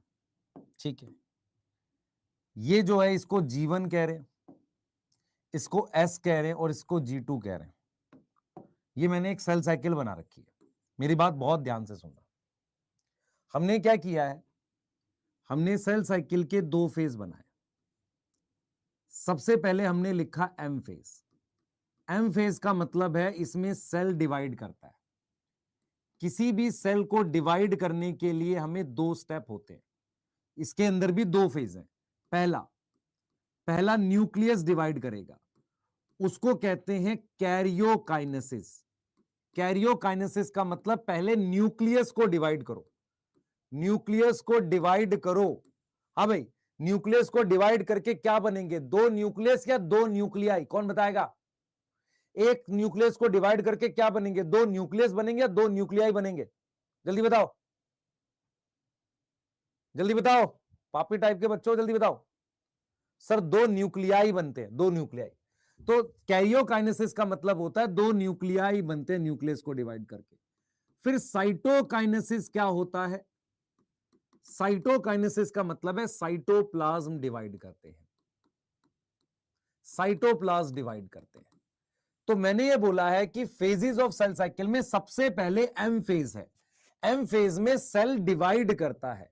इसके दो फेज होते हैं, इसके भी क्या होते हैं? दिस हैव टू स्टेप्स या टू फेज। स्टेप्स ही है एक तरीके से। पहला है कैरियोकाइनेसिस। कैरियोकाइनेसिस कैरियो वर्ड होता है न्यूक्लियस के लिए। दूसरा है साइटोकाइनेसिस। ठीक है, साइटोकाइनेसिस। ये चीज समझ में आ रही है? अच्छा, ये जरा देखना, ये सही है, ये न्यूक्लियस है। अभी इसमें दो न्यूक्लियाई हैं, इसमें फिर न्यूक्लियस है। कुछ समझ में आया? किसी को नहीं आया? ये न्यूक्लियस है सेल के अंदर, फिर जब ये न्यूक्लियस डिवाइड किया, ये इसको मैंने क्या बोला, कैरियोकाइनेसिस, और इसको क्या बोला, साइटोकाइनेसिस। तो जब सेल अलग हो जाएगा तो दोबारा से न्यूक्लियस बोलोगे नहीं? अरे हाँ या ना? हाँ सही है, मजा आ गया। अब सुनो आगे। दूसरा मेरे पास इंटरफेज है। दूसरा मेरे पास क्या, इंटरफेस। इंटरफेस क्या होता है, gap between two successive cell division. Successive cell division के बीच का गैप, इसके भी अपने फेज होते हैं। It is divided into 3 phase. इसके अपने 3 फेज हैं। कौन से, G1 plus S plus G2, इसको मिलाकर इंटरफेज लिखते हैं। मेरी बात सुनो ध्यान से, G1 S G2 क्या है बताऊंगा, पर ये M फेज है जिसमें सेल डिवाइड करता है, जिसमें न्यूक्लियस और साइटोप्लाज्म डिवाइड करेगा। G1 S और G2 को मिलाकर हम क्या बोलते हैं, इंटरफेज बोलते हैं। क्या इतनी चीज समझ में आ रही है? इतनी चीज समझ में आ रही है? जल्दी बता बेटा, इतनी चीज समझ में आ रही है? भाई एम जीवन जो है, जीवन जो है, अब इसमें सेल साइकिल में डायरेक्शन होती है, डायरेक्शन ये देख। तो ये जो एम है, इसके बाद जीवन आ रहा है तो इसे कहेंगे पोस्ट माइटोटिक, और एम से पहले G2 आ रहा है, इसे कहेंगे प्री माइटोटिक, क्योंकि एम का मतलब क्या है, माइटोसिस हो सकता है। यहां तक ठीक है ना? यहां तक ठीक है, क्लियर है? तो हम आगे चल सकते हैं इसमें? अरे हम यहां आगे चल सकते हैं कि नहीं? जल्दी बताओ बेटा, हम आगे चल सकते हैं? जल्दी बताओ, नोट कर लो, नोट करो जल्दी से। हाँ नोट कर लो, लिख लो एक बार। रपेट दूंगा बेटा, रिपीट रिपीट मत लिख बार बार, ध्यान से पढ़ा कर। हाँ डांट खाओगे तुम मेरे से, ऐसा थोड़ी होता है।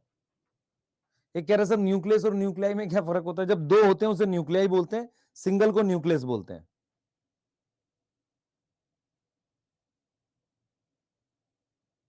ठीक है चलें आगे।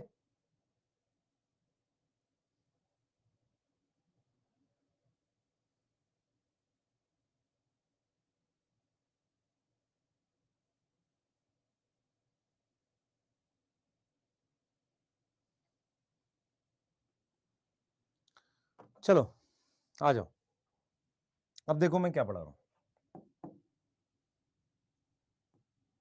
ध्यान सुनेंगे।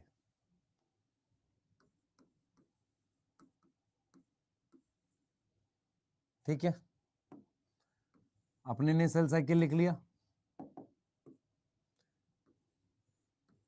सबसे पहले लिखा एम फेज, और दूसरा हमने लिखा इंटरफेस। ठीक है, पीछे भी स्लाइड में ही लिखा था, उसी में ऐड कर लेना अगर जगह होगी तो। एम फेज में एक्चुअल सेल डिवीजन अकर, ये वो फेज है जिसमें एक्चुअल सेल डिवीजन होती है। ठीक है, ध्यान सुनेंगे। दूसरी बात ध्यान सुनेंगे, एक्चुअल सेल डिवीजन किस में होती है? हमारे पास एम फेज में होती है। दूसरा, ठीक है, इट इज शॉर्टर, ये कम टाइम के लिए होती है, शॉर्टर ड्यूरेशन का। इंटरफेस क्या है? इंटरफेस सबसे पहले ये 95% ऑफ टोटल सेल साइकिल का टाइम लेता है। मतलब अगर किसी सेल साइकिल में 100 घंटे लगते हैं तो सिर्फ 5 घंटे का एम फेज होगा, इंटरफेज होगा 95 आवर का। मेरी बात समझ में आ रही है? तो 95% ये लेता है। इसमें इट इन्वॉल्व G1 S और G2 फेज। ये समझ में आ रही है? तीसरा point, it is known as resting phase. Known as resting phase क्यों बोलते हैं? क्योंकि इसमें कोई सेल डिवीजन नहीं हो रही होती। इसमें सेल डिवीजन नहीं हो रही है। इसमें क्या है? कोई सेल डिवीजन नहीं है, बल्कि सेल तैयारी कर रहा है। But cell is preparing to divide, cell कुछ तैयारी कर रहा है डिवाइड करने की। मेरी बात समझना ध्यान से, मैं आपको कह रहा हूं कि मान लो ये किचन है, किचन में आपने 1 घंटा खाना पकाया, लेकिन आपने 6 घंटे तैयारी की, सब्जी काटा, बर्तन धोए, तो इंटरफेस वो टाइम है जब सेल तैयारी करता है डिवाइड करने की, पर एक्चुअल डिवीजन सिर्फ एम फेज में होती है जिसे माइटोसिस कहते हैं। और इंटरफेज में खुद 3 फेज होते हैं, G1, S और G2। क्लियर है? इसको हम क्या बोलते हैं? रेस्टिंग। रेस्टिंग का क्या मतलब होता है? रेस्टिंग का ये मीनिंग नहीं है कि कोई चेंज नहीं हो रहा, चेंज हो रहा होता है, सही है, कुछ चेंज हो रहा होता है, पर कंपेयर टू एम फेज मेरे पास कम चेंज हो रहे हैं। क्लियर है? बोलो, ये बात समझ में आ रही है? जल्दी बताओ, ये बात समझ में आ रही है नहीं? जल्दी बोलो। इसका मतलब ये नहीं है कि इंटरफेस में चेंज नहीं हो रहा है, पर कंपेयर टू अदर कम चेंज हो रहा है। ठीक है, चलो आगे चलेंगे जल्दी से, जल्दी जल्दी फास्ट, जल्दी जल्दी नोट करो, जल्दी से नोट करो बेटा, जल्दी से नोट करो। एक अच्छा, मैं आपसे सवाल पूछता हूं, इधर देख, कितने बच्चों को इसमें फर्क पड़ता है? DNA replication, DNA duplication, copy of genome, एक ही बात है ये सारी, ये सब एक ही बात है बेटा। देख मेरी बात सुन, ये डीएनए है, अगर तू इसकी कॉपी बनाएगा तो ये हो गया। देख मेरी बात सुन, इस डीएनए की ये कॉपी है तो इसे रेप्लिकेशन कहते हैं। अब अगर अमाउंट वाइज देखेगा तो इसका ये डबल है तो डुप्लीकेशन कहते हैं। तो जब तुम कॉपी बनाओगे तो डबल तो हो ही जाएगा भाई। रेप्लिकेशन और डुप्लीकेशन लगभग एक जैसी बात है, कॉपी ऑफ जीनोम लगभग एक जैसी बात है। ये सब ये समझ में आ रहा है? अरे बोलो, डीएनए रेप्लिकेशन का मतलब, मेरी बात सुन ध्यान से, मान ले तेरे पास एक हाथ है, ये ऐसा, ये एक और हाथ इसके जैसा हो, तो अगर ये इसकी कॉपी हो तो कहेंगे रेप्लिकेशन, पर ये इसका डबल भी तो है। हाँ सर डबल है, तो डुप्लीकेशन भी कह सकते हैं या कॉपी ऑफ जीनोम कह दे। एक कह रहा सर एनसीईआरटी खरीदनी है, नहीं अभी नहीं खरीदनी कुछ भी, पुरानी से काम चलेगा, मस्त चलेगा, एकदम दौड़ेगा। अरीशा बेटा कैसे समझ नहीं आ रहा? मैंने तेरे को क्या पढ़ा दिया ऐसा? मैंने सिर्फ ये पढ़ाया है, आज हम एक सेल के बारे में पढ़ेंगे जो डिवाइड होना चाहता है। 2 मिनट सारे बच्चे मेरी बात सुनो, आज हम एक सेल के बारे में पढ़ेंगे जो डिवाइड होना चाहता है। हमारी बॉडी में या प्लांट्स में ऐसे सेल कहां मिलते हैं? ऐसे सेल किसी पर्टिकुलर लोकेशन में मिलते हैं। प्लांट में वो सेल कहां मिलते हैं? मेरिस्टेम कहते हैं उसे, उसे हम क्या बोलते हैं? मेरिस्टेम बोलते हैं। हमारी बॉडी में वो सेल कहां मिल सकते हैं? बोन मैरो में, है ना, बोन मैरो में से मिल सकते हैं, या स्किन के आसपास मिलेंगे, स्किन के सेल को रिप्लेस करने के लिए। ठीक है, हमने ये बोला है किसी भी सेल को जब आप ऑब्जर्व करते हो तो उसमें काफी सारे बदलाव दिखते हैं, जैसे कि उसका साइज बढ़ता है, डीएनए डबल होता है, सेल डिवाइड करता है। इन सारे इवेंट्स को हम सेल साइकिल कहते हैं। मैंने चीज बताई आपको कि सेल साइकिल, जो भी सेल में बदलाव हो रहे हैं वो कोऑर्डिनेटेड होते हैं, अंडर जेनेटिक कंट्रोल होते हैं। ऐसे बदलाव जो कोऑर्डिनेटेड हैं, जेनेटिक कंट्रोल है, इन सारे इवेंट्स को हम क्या बोल रहे हैं? सेल साइकिल बोल रहे हैं। सेल साइकिल हम यूकैरियोटिक सेल में स्टडी करते हैं, प्रोकैरियोटिक सेल में नहीं पढ़ते। फिर हमने बोला कि क्यों ना सेल में जो भी चेंजेस हो रहे हैं उन्हें फेजेस का नाम दे दिया जाए। सबसे पहले मैंने 2 फेज में डिवाइड किया, एम फेज और इंटरफेज। एम फेज के खुद 2 पार्ट होते हैं, एक पहले न्यूक्लियस डिवाइड करेगा, फिर साइटोप्लाज्म डिवाइड कर लो। दूसरा मेरे पास होता है क्या? दूसरा होता है इंटरफेज। इंटरफेज को मैं 3 अलग अलग फेज में डिवाइड करता हूं, G1, S और G2। ये G1, S और G2 क्या है आगे पढ़ेंगे। इंटरफेज को हम रेस्टिंग फेज कहते हैं क्योंकि compare to M phase interphase में उतने बड़े चेंजेस नहीं होते। दूसरा, इंटरफेज का मतलब होता है कि सेल तैयारी कर रहा है सेल डिवीजन की। टोटल सेल साइकिल में, टोटल सेल साइकिल अगर 24 घंटे की है, उसमें से 95% टाइम इंटरफेज ले लेता है। इसका मतलब एम फेज बहुत कम समय के लिए होता है। इतनी बात पढ़ाई है सिर्फ मैंने। ठीक है, क्लियर है? सही है बेटा। इंटरफेस समझ ध्यान से, इंटर इंटर मतलब किसी के बीच का। किसके बीच का? 2 सक्सेसिव सेल डिवीजन के बीच का। चलो नोट करो जल्दी से, आगे चलेंगे। जल्दी से नोट कर लो बेटा, आगे चल रहे हैं।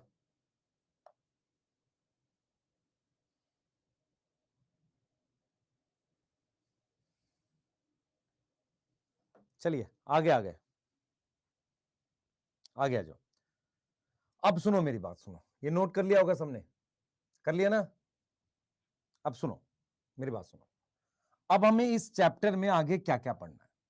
सबसे पहले मुझे पढ़ना है कि ये जितने भी फेजेस मैंने लिखे हैं, G1S G2M, ये कितने टाइम के होते हैं। दूसरा, इंटरफेस का कॉन्सेप्ट मैंने आपको ऑलरेडी बता दिया। तीसरा, चेंजेस कौन से होंगे, मतलब जीवन में क्या चेंज होगा, एस में क्या होगा, G2 में क्या होगा, एम में क्या होगा, ये और एक कॉन्सेप्ट हम पढ़ेंगे। तो ये टॉपिक्स हमें अभी अभी पढ़ने हैं। एक हमें पढ़ना है ड्यूरेशन, ये हम पढ़ चुके हैं। हम पढ़ेंगे कि चेंजेस, अलग अलग फेज में क्या चेंजेस होंगे। फिर हम पढ़ेंगे अमाउंट ऑफ डीएनए और एक कॉन्सेप्ट पढ़ेंगे जी नॉट फेज का।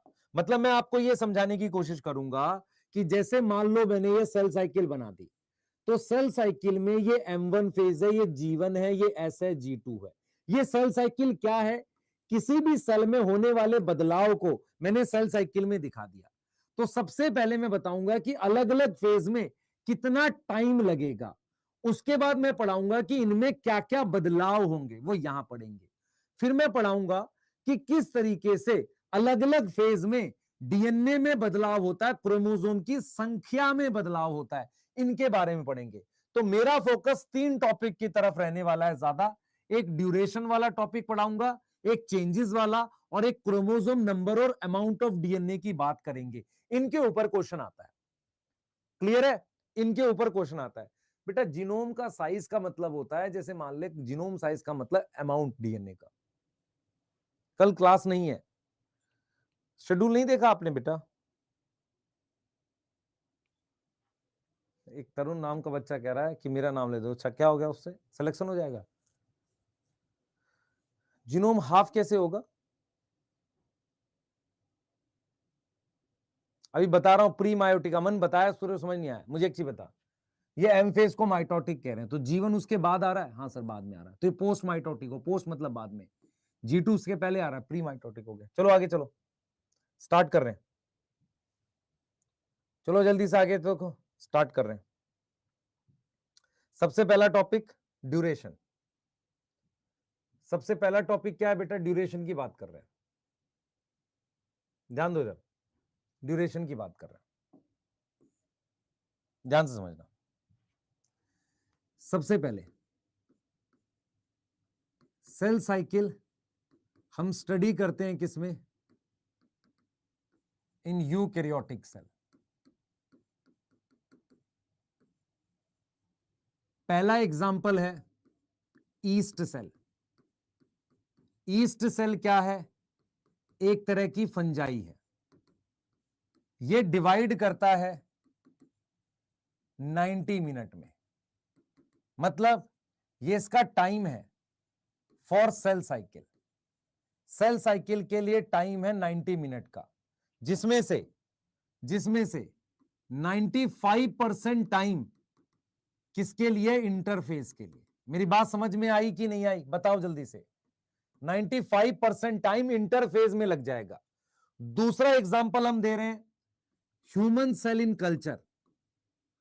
Human cell in culture, culture का क्या मतलब होता है? Artificial medium. ये रहा आर्टिफिशियल मीडियम में ये सेल ह्यूमन का डिवाइड करके 2 सेल बना रहा है 24 घंटे में। तो ह्यूमन सेल इन कल्चर कितने टाइम में डिवाइड करता है? वो डिवाइड करता है 24 घंटे में। कितने टाइम में डिवाइड करता है? Divide in 24 hour. 24 आवर में डिवाइड करता है। अब मैं जरा आपको एक चीज दिखाता हूं, इधर देखो सारे बच्चे, इधर ध्यान दो। मान लो मैंने ये सेल साइकिल बना दी, मैंने इसको अलग अलग फेजेस में डिवाइड कर दिया। ये M है, ये G1 है, ये S है और G2 है, ठीक है।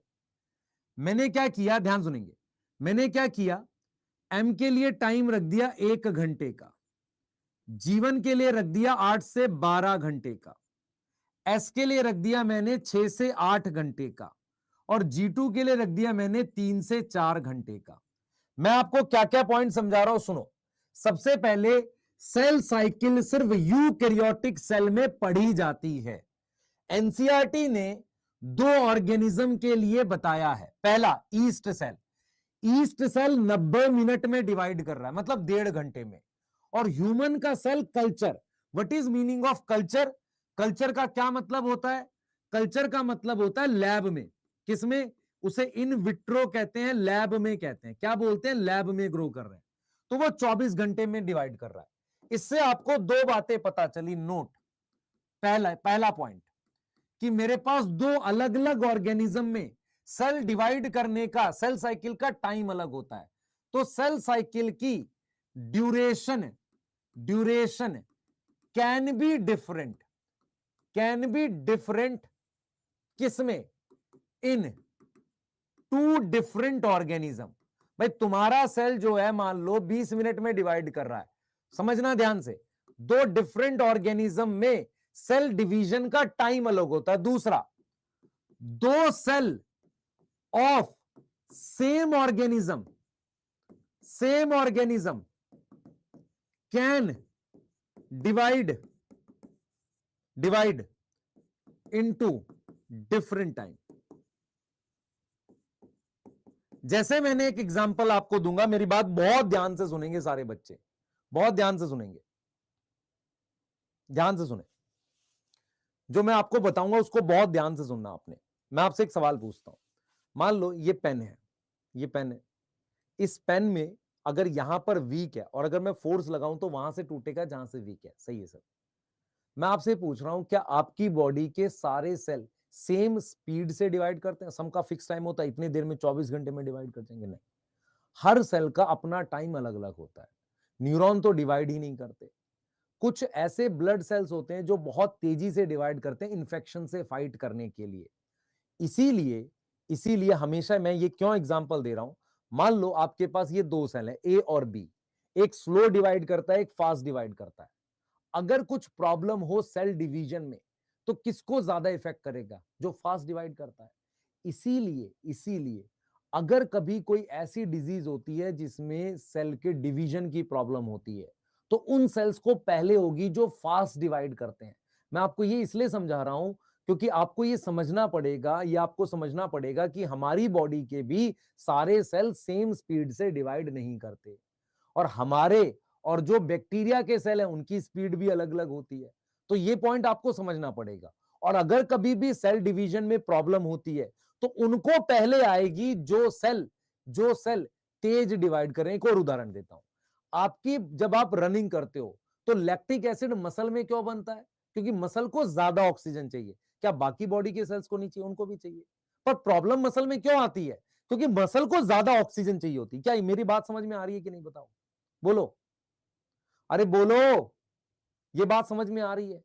इसीलिए आपने दो पॉइंट याद रखने। आपकी बॉडी के भी सारे सेल सेम स्पीड से डिवाइड नहीं करते।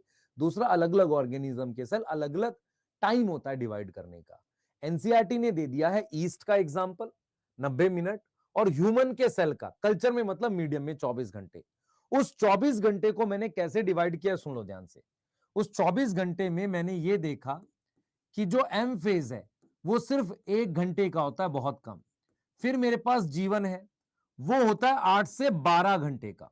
फिर मेरे पास एस होता है 6 से 8 घंटे का, और G2 होता है यहां पर 3 से 4 घंटे का। ये मैंने एक अप्रॉक्स वैल्यू दे दी। अब यहां से आपको क्या समझ में आएगा? लॉन्गेस्ट, सबसे ज्यादा ड्यूरेशन किसकी है? सर जीवन की है। सबसे कम ड्यूरेशन किसकी है? एम की है, एम की है। सबसे ज्यादा वेरिएशन देखो, यहां 2 घंटे का वेरिएशन है, यहां 1 घंटे का वेरिएशन है, यहां 4 घंटे का वेरिएशन समझ में आता है? जल्दी डिवाइड करना, स्लो डिवाइड के बीच का जो गैप है। तो मोस्ट वेरिएबल फेज कौन सा है? मोस्ट वेरिएबल फेज कौन सा है? सर मोस्ट वेरिएबल फेज जीवन है। सबसे ज्यादा टाइम वेरिएशन जीवन में। क्यों? सुनो ध्यान से। जीवन फेज एक ऐसा फेज होता है जिसमें सेल ग्रो करता है। क्या करता है? सेल का साइज बढ़ता है। ऐसे सेल का साइज बढ़ाने के लिए दो चीजें चाहिए। पहला, किसी भी सेल के अंदर जो डीएनए है वो, और बाहर से खाना। मेरी बात समझना ध्यान से, मेरी बात बहुत ध्यान से समझना। मैं क्या बोल रहा हूं आपको? मैं ये कह रहा हूं कि जीवन फेज का टाइम सबसे ज्यादा वेरिएबल क्यों है? क्योंकि ये एक तो सेल के अंदर की जीन पे डिपेंड करता है, दूसरा, बाहर से खाने पर डिपेंड करता है। जब भी कोई चीज बाहर की कंडीशन पर डिपेंड होती है, टाइम वेरिएबल हो जाता है। बोलो।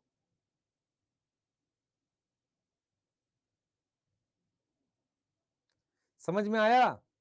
बेटा एक बच्चा कह रहा है सर नॉर्मल सेल, ये जो है ये नॉर्मल सेल नहीं है बेटा, ये कैंसर का सेल है। ह्यूमन सेल ये कैंसर का सेल है जो कल्चर में ग्रो कर रहे हैं। नॉर्मल सेल का हम टाइम दे ही नहीं सकते क्योंकि सब कुछ अलग अलग टाइम पे डिवाइड करता है। मैंने आपको क्या बताया सुनो, मैंने आपको ये बताया, मैंने एक अप्रोक्स टाइम बता दिया। सबसे कम टाइम का एम फेज है, सबसे ज्यादा टाइम का जीवन है, और जीवन में बहुत ज्यादा वेरिएशन होती है। मैं आपको एक सवाल पूछता हूं, मान लो, मेरी बात सुनना, मान लो आप खाना पकाते हो, कितना टाइम लगता है? आधा घंटा लगता है। अगर आपके घर में सारा सामान है, लेकिन अगर आप खाना पका रहे हो तो सारा सामान में आपको कुछ सामान अगर बाहर से मंगाना है ना, स्विगी से नहीं, से जेप्टो से मंगा रहे हो, तो उस केस में भाई उसका टाइम भी तो ऐड होगा। अगर वो धीरे लाएगा तो आपका ज्यादा टाइम बनेगा। मैं यही चीज समझा रहा हूं, एक सेल का जो, जब सेल जीवन फेज में होता है ना, तो उसकी जीन्स कंट्रोल करती है, ट्रू, बट उसको बाहर से न्यूट्रिशन लेना पड़ता है। अब ऐसा थोड़ी कि बाहर से न्यूट्रिशन जो है वो हमेशा अवेलेबल रहेगा। इसीलिए जीवन फेज का टाइम काफी ज्यादा वेरी करता है। क्लियर है? मेरी बात समझ में आई? मैंने क्या बोला? मेरी बात समझ में आई आप लोगों को, नहीं आई? बेटा ईस्ट का, ये ईस्ट तो आपका जो घर में ईस्ट यूज करते हैं वही है, 90 मिनट में डिवाइड करता है। ये ह्यूमन सेल कल्चर में दे रखा है। बेटा लास्ट वाला रिपीट किया, तू कमेंट करने में बिजी है सिर्फ। मैंने लास्ट वाला रिपीट किया है, सुन ले ध्यान से। मैंने कहा ये 24 घंटे के टाइम को अगर मैं डिवाइड करूं, 1 घंटा 8 से 12, 6 से 8, ये मैंने एक अप्रोक्स टाइम दे दिया है। मैं सिर्फ ये समझा रहा हूं कि मोस्ट वेरिएबल जीवन क्यों है, क्योंकि ये किस पे डिपेंड करता है? डिपेंड ऑन दो चीजों पे। ए, एक्सटर्नल कंडीशन, बाहरी कंडीशन पे। एक्सटर्नल कंडीशन मतलब खाना, बाहर से जो खाना मिलेगा। दूसरा, इंटरनल कंडीशन मतलब जीन। नोट करो जल्दी से सारे, नोट करो भाई, नोट करो। टाइम पास कर रहे हो कुछ? जल्दी नोट करो।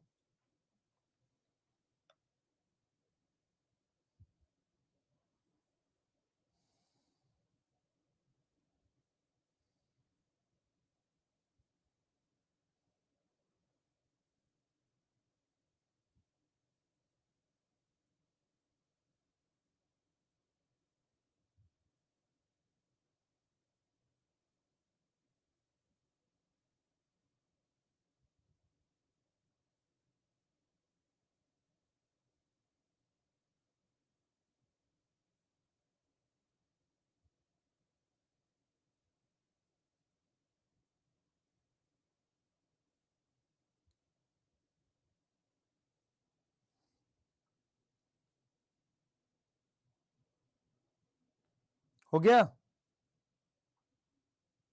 हो गया ना? नोट कर लिया? चलो आगे चलेंगे। सर ये क्या है? ओह, क्वेश्चन आ गए। ड्यूरेशन याद रहेगी? 95% इंटरफेस ईस्ट सेल का, ह्यूमन सेल का। और सबसे ज्यादा वेरिएबल क्या होता है? ड्यूरेशन अलग अलग ऑर्गेनिज्म में अलग होती है, और दो सेल में सेम ऑर्गेनिज्म की अलग होती है। चलो क्वेश्चन करेंगे। ड्यूरेशन ऑफ जीवन फेज बताओ भाई, ड्यूरेशन ऑफ जीवन फेज, जल्दी बताओ। जीवन फेज का ड्यूरेशन बताओ, क्या आंसर आएगा? सर 90 मिनट, पिटाई कर दूंगा। सेल साइकिल का था वो। जीवन फेज अगर मान ले तेरे पास 24 घंटे में से जीवन फेज 8 से 12 है, तो 24 का हाफ कितना हो गया? 12। तो इसका मतलब 50% से, तो 60 मिनट से कम होगा, बी आएगा। 90 मिनट कैसे आ सकता है? जीवन फेज लिखा ईस्ट का, ये सेल साइकिल का लिखा था। सो रहे हैं कुछ बच्चे। घर में आसपास कौन है तुम्हारे? कंटाप लगवाओ एक। हाँ, आसपास कोई है? मम्मी पापा में से बोलो कंटाप चिपकाए तुम्हें अभी। हाँ बोलो बोलो जल्दी से। हाँ, बी है, ठीक है। Most variable phase of cell cycle in time, सबसे ज्यादा वेरिएशन किसमें मिलती है? ए, जीवन में। बहुत सही। ये टाइम भाई परसेंटेज तो ठीक होगी ना, मैंने जो टाइम दिया है मैं तेरे से परसेंटेज में कन्वर्ट कर देता हूं, इसे परसेंटेज में कन्वर्ट करता हूं। ये 5% होगा तो एम फेज मान ले 90 का भी निकालेगा तो 5% आएगा ना। ये मान ले तेरे पास कितना आ जाएगा, 8 से 12 है, तो ये हो गया तेरे पास 25 से 33 से लगभग 45% के आसपास टाइम। ये कितना हो जाएगा 25 से 33%, भाई 8 6 से 8 इतना ही होगा ना, और ये लगभग 15% आएगा। तो मैं अगर तेरे को कह रहा हूं कि जीवन फेज 45% के आसपास है, तो वो 90-60 मिनट से तो कम ही आएगा ना, 90 मिनट तो आएगा नहीं। When we observe meristematic cell it can be, हाँ भाई ये बताओ, ये दो क्वेश्चन बताओ, ये दो क्वेश्चन बताओ। ये वाला क्वेश्चन बताओ। When we observe dividing cell, मतलब क्या है, तुम्हारे पास ये प्लांट है, यहां पर तुम्हारे पास डिवाइडिंग सेल है। अगर तुम इन डिवाइडिंग सेल को ऑब्जर्व करोगे, अगर तुम इन डिवाइडिंग सेल को ऑब्जर्व करोगे, ठीक है, तो वो कौन से फेज में होगा, G1 में होगा, S में होगा, G2 या M में, या किसी एक में, बताओ जल्दी, किस में होगा भाई, किस में होगा, बोल जल्दी से बेटा, आंसर क्या आएगा, किसी में भी हो सकता है, यहां डी आएगा। मेरी बात सुन ध्यान से, सुनिए पूरा ध्यान से सुनिए, एक एग्जांपल देता हूं, लास्ट ईयर भी दिया था मैंने। मान ले तू क्या करता है, सोता है 8 घंटे के लिए बेड पे अपने रूम में, 4 घंटे पढ़ाई करता है अपने टेबल पे, ठीक है, बाकी के 5 घंटे तू गेम खेल रहा है फोन पे, बाकी के बचे हुए 4-5 घंटे टाइम वेस्ट कर रहा है। मान ले मैं कहूं कि रूम में फादर आ जाए तेरे, तो तू क्या करता हुआ मिलेगा, कुछ भी, इनमें से कुछ भी हो सकता है। मेरी बात समझ में आ रही है नहीं आ रही, मैं ये कह रहा हूं कि मान ले अचानक से तेरे फादर रूम में आ जाए, तो इनमें से कुछ भी, तो जो डिवाइडिंग सेल्स होते हैं वो इन चारों में से किसी भी फेज में मिल सकते हैं, G1 S G2 M। लेकिन किस फेज में मिलने के चांसेस ज्यादा है, सर जिसमें ज्यादा टाइम, मतलब फॉर एग्जांपल तू 24 घंटे में से मान ले 12 घंटे सोता है, तो अगर तेरे फादर अचानक से रूम में आए तो तेरे सोते हुए मिलने के चांस ज्यादा है ना। तो अगर तुझसे पूछा जाए भी सेल कौन से फेज में मिलेगा, तो लिख दे किसी में भी मिल जाएगा। लेकिन अगर तेरे से पूछा जाए कि मोस्ट प्रोबेबली किस में मिलेगा, तब वो जीवन में मिलेगा, क्योंकि जीवन फेज सबसे बड़ा है। अरे समझ में आई नहीं आई, समझ में आई। बहुत सारे लोगों को लगता है कि मैं डिवाइडिंग सेल को देखूंगा वो हमेशा एम फेज में मिलेगा, गलती है ये। डिवाइडिंग सेल चारों में से किसी भी फेज में मिल सकता है, एम में तो बहुत कम चांसेस हैं, 24 में से सिर्फ 1 घंटा 5% चांस है। समझ में आ रहा है,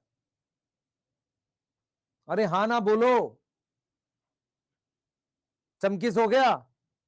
तो इसका मतलब हम ये कह रहे हैं कि जब आप डिवाइडिंग सेल ऑब्जर्व करोगे तो सेल किसी भी फेज में मिल सकता है, लेकिन जब आप क्या करोगे, क्या करोगे, डिवाइडिंग सेल को देखो मोस्ट प्रोबेबली किसमें मिलने के ज्यादा चांसेस हैं, जीवन में। मैं कह रहा हूं डिवाइडिंग सेल, इसका मतलब यह नहीं है कि वो डिवाइड ही कर रहा है, उसमें सेल साइकिल चल रही है, तो किसी में भी मिल सकता है। सही है ना, नोट कर लो ये, आगे चल रहे हैं। हमने क्या क्या बोला था, सबसे पहले हम ड्यूरेशन पढ़ाएंगे, सही है। अब क्या पढ़ाएंगे कि अलग अलग फेज में क्या चेंजेस होंगे, जिसमें हम सिर्फ G1 S और G2 की बात करेंगे। हम किसकी बात करने वाले हैं, G1 S और G2 की बात करने वाले हैं। टॉपिक का नाम क्या है, changes occur in different phases.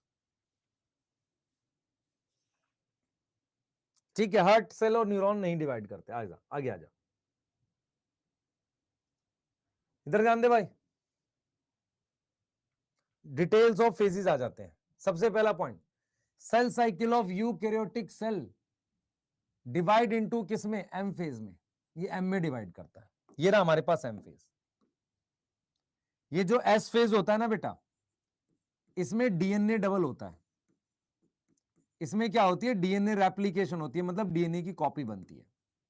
ये यहां पर G1 है और यहां पर G2 है। मेरी बात सुनना ध्यान से, हमने क्या किया है, हमने सेल साइकिल को दो पार्ट में डिवाइड करा था, दो फेज में।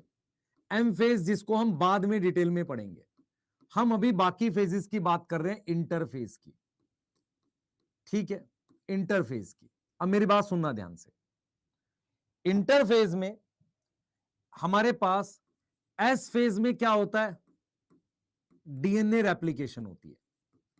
एस फेज में क्या होता है? डीएनए रेप्लिकेशन होती है। अब जरा समझो मेरी बात। मान लो यहां पर ये 2 सेल बन गए डिवाइड करके, ये सुबह 10 बजे बने हैं। अब क्या है, इसने 4 पीएम पर, या मैं बोल सकता हूं 6 पीएम पर इसने डीएनए रेप्लिकेशन स्टार्ट करी है। उसके बीच में सेल कुछ कुछ कर रहा है, मतलब साइटोप्लाज्म में कुछ बदलाव कर रहा है। तो जीवन फेज क्या होता है? सेल डिवीजन और डीएनए रेप्लिकेशन के बीच में जो पहला गैप आया, क्योंकि सेल डिवाइड करने के बाद तुरंत से डीएनए रेप्लिकेशन स्टार्ट नहीं करता, कुछ तैयारियां करता है। तो जो जीवन होता है वो गैप 1 होता है। गैप मतलब एक टाइम गैप आता है। भाई 10 बजे उसने सेल डिवाइड किया और उसने 6 बजे तक कुछ काम नहीं किया, ये 8 घंटे का गैप ले लिया। तो मैंने क्या किया, जीवन को क्या लिखा? जीवन इज गैप 1। गैप 1 किसके बीच में गैप है भाई? M phase. एम फेज मतलब सेल डिवीजन, और किसके बीच में? डीएनए रेप्लिकेशन के बीच में। तो डीएनए रेप्लिकेशन स्टार्ट करने के बीच में और सेल के डिवाइड होने के बाद के बीच में पहले गैप को जीवन कहते हैं। G1 का मतलब गैप 1, G2 का मतलब होता है गैप 2। अब ये गैप किसके बीच में? मान लेते हैं इसने 10 पीएम तक इसने मस्त एकदम डीएनए रेप्लिकेशन कर दी। अब इसने क्या किया, सुबह 1 बजे इसने स्टार्ट किया, या सुबह 7 बजे तक इसने फिर एक गैप ले लिया, इतने टाइम तक का गैप ले लिया, फिर इसने एमफेज किया। एक अप्रोक्स, ये कोई वैल्यूज नहीं है, जस्ट बता रहा हूं। तो इसका मतलब इसने जब डीएनए रेप्लिकेशन किया उसके बाद एक गैप और ले लिया सेल डिवीजन के बीच में, उसे कहते हैं गैप 2। तो इट इज गैप बिटवीन किसके बीच का gap? Gap between DNA replication and cell division. मेरी बात समझ में आ रही है? नहीं, ये कह रहा है टाइम अप हो गया, कंटा फटाक। सुन ले ध्यान से, सुन ध्यान से पढ़। मैं तुझे क्या कह रहा हूं, हाँ फिजिक्स क्लास होगा, मैं तुझे क्या बोल रहा हूं सुन ध्यान से। हम क्या पढ़ रहे हैं बेटा? हम टॉपिक पढ़ रहे हैं कि फेजेस में क्या क्या चेंजेस होते हैं। मैंने तुझे क्या बताया, G1 और G2 एग्जैक्टली होता क्या है। जैसे फॉर एग्जांपल हमने कहा कि 2 सेल ये डिवाइड करके बने हैं, अब क्या करना है, इनको फिर डिवाइड कराना है, पर डिवाइड करने के लिए उसको डीएनए डबल करना पड़ेगा। पर क्या डीएनए डबल जस्ट डिवाइड करके बनाए तभी कर देगा? नहीं, वो कुछ तैयारियां करता है, उसे हम कहते हैं गैप 1। तो जीवन जो है मेरे पास क्या है? गैप 1। किसके बीच का गैप है? सेल डिवीजन और डीएनए रेप्लिकेशन का। G2 क्या है? गैप 2 है। गैप किसके बीच का है? गैप बिटवीन डीएनए रेप्लिकेशन और सेल डिवीजन। क्या इतनी बात समझ में आ रही है कि नहीं? बताओ, इतनी बात समझ में आ रही है कि नहीं? हाँ या ना? ठीक है, इतनी बात समझ में आ गई। गैप समझ में आ रहा है? टाइम गैप है। अच्छा, सिर्फ टाइम गैप है नहीं, कुछ तैयारियां भी हो रही होंगी। ठीक है, तो एम और एस के बीच में G1 है, एस और एम के बीच में G2 है। और मैं ऐसा नहीं बोल सकता कि एम और एस के बीच में G2 नहीं बोल सकता, क्योंकि सेल साइकिल में डायरेक्शन होती है। डायरेक्शन मतलब ऐसे चल रही है। ठीक है, तो सबसे पहले हम बात करेंगे G1 की। सबसे पहले हम किसकी बात करेंगे? G1 की। ध्यान सुनेंगे। G1 फेज को क्या बोलते हैं? ये माइटोसिस के पोस्ट माइटोसिस, माइटोसिस मतलब एम फेज के बाद पोस्ट माइटोसिस फेज है। ठीक है, दूसरा ये क्या है? गैप है किसके बीच में? गैप बिटवीन एम एंड कौन सा फेज? एस फेज के बीच का। अब जरा देखो क्या हो रहा है। ये सेल है, ये सेल अभी जस्ट बना है, ये सेल है, इसमें ये डीएनए है। अब क्या होगा सुनना, जीवन फेज में ग्रोथ होती है। क्या होती है? ग्रोथ अकर, सेल की ग्रोथ होगी। बेसिकली ग्रोथ में क्या बढ़ता है? साइटोप्लाज्म बढ़ता है। क्या बढ़ता है? साइटोप्लाज्म इंक्रीज होता है। मतलब हम ये बोलेंगे कि ये सेल क्या करेगा? ऐसे ग्रो करेगा, सेल ग्रो करेगा। तो इसमें हमारे पास क्या हो रही है भैया? ग्रोथ हो रही है। अब मैं आपसे एक सवाल पूछता हूं, ग्रोथ के लिए क्या चाहिए? सुनना ध्यान से। ग्रोथ के लिए क्या क्या चीज चाहिए? ग्रोथ रिक्वायर फर्स्ट न्यूट्रिएंट्स, खाना। तो वो कहां से आएगा? बाहर से आएगा, कम फ्रॉम आउटसाइड। दूसरा दूसरा एनर्जी। एनर्जी कहां से आएगी? Produce by enzyme. कौन बनाएगा? एंजाइम बनाएगा। और एंजाइम के लिए क्या चाहिए भाई? एंजाइम क्या होते हैं? एंजाइम प्रोटीन होते हैं। Enzymes are protein. And protein कब बन रही है? फिर किसमें बन रही है? जीवन फेज में बन रही है। एंड सो इन जीवन फेज ट्रांसक्रिप्शन ट्रांसलेशन होगा। अब एक बच्चा खुद खड़ा होकर आएगा, क्या सर वो तो G2 में होता है, दोनों में होता है। मेरी बात ध्यान से सुने जो बच्चे पढ़ रहे हैं। मैं ये कह रहा हूं बेटा, ये सेल अभी जस्ट एम फेज के बाद बना, ये जीवन फेज में देख रहे हो ग्रोथ हो रही है। ग्रोथ में ये साइटोप्लाज्म बढ़ाते हैं। साइटोप्लाज्म के लिए खाना चाहिए जो बाहर से आता है, एनर्जी चाहिए, उसके लिए क्या चाहिए? एंजाइम चाहिए। एंजाइम एक तरह की प्रोटीन होती है। प्रोटीन बनाने के लिए डीएनए से आरएनए और आरएनए से प्रोटीन बनानी पड़ती है। डीएनए से आरएनए वाले प्रोसेस को कहते हैं ट्रांसक्रिप्शन, आरएनए से प्रोटीन वाले को कहते हैं ट्रांसलेशन। तो हमें यह समझ में आएगा कि भाई जीवन फेज में एनर्जी चाहिए। तीसरा, इसका मतलब क्या होगा? इसका मतलब यह होगा कि इन जीवन फेज हमारे पास ट्रांसक्रिप्शन एंड ट्रांसलेशन दोनों होता है। ट्रांसलेशन बोथ अकर। अब एक और बात सुनो ध्यान से, मेरी बात सुनना, इधर देखना, मेरी तरफ देखो, इधर ध्यान दो, इधर ध्यान दो। मान लो ये डीएनए है, ये डीएनए है, इसकी एक फोटो कॉपी बनानी है एस फेज में, एग्जैक्ट कॉपी बनानी है। अगर इस डीएनए में कुछ गड़बड़ है, इधर देख ध्यान से देख बेटा, ये सेल है मान ले, इस सेल के अंदर ये डीएनए है, मुझे इसकी कॉपी बना के 2 डीएनए बनाने एस फेज में। अगर इस डीएनए में पहले से कुछ म्यूटेशन है, म्यूटेशन मतलब गड़बड़ है, तो वो गड़बड़ इस सेल में है तो इसमें भी जाएगी। इसका मतलब यह है कि अगर डीएनए में कोई म्यूटेशन या टूट फूट होती है, उसको जीवन फेज में ठीक कर लेते हैं। क्या कर लेते हैं? जीवन फेज में ठीक कर लेते हैं, नहीं तो एस फेज में गलत चीज की कॉपी बनेगी। समझ पा रहे हो कि नहीं?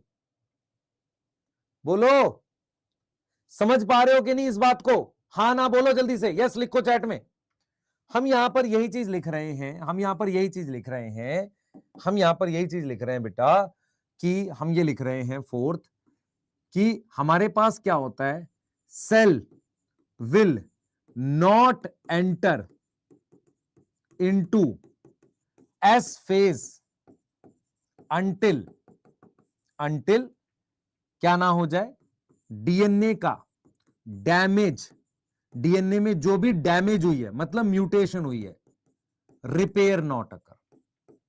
जब तक डीएनए में जो डैमेज हुआ है उसमें रिपेयर ना हो जाए, तब तक ये लाइन क्या कहती है? लाइन कहती है कि कोई भी सेल जीवन से एस में तब तक नहीं जाएगा जब तक उसके अंदर जो डीएनए है, अगर उसमें कोई टूट फूट है, अगर उसमें कोई डैमेज है, वो ठीक ना हो जाए।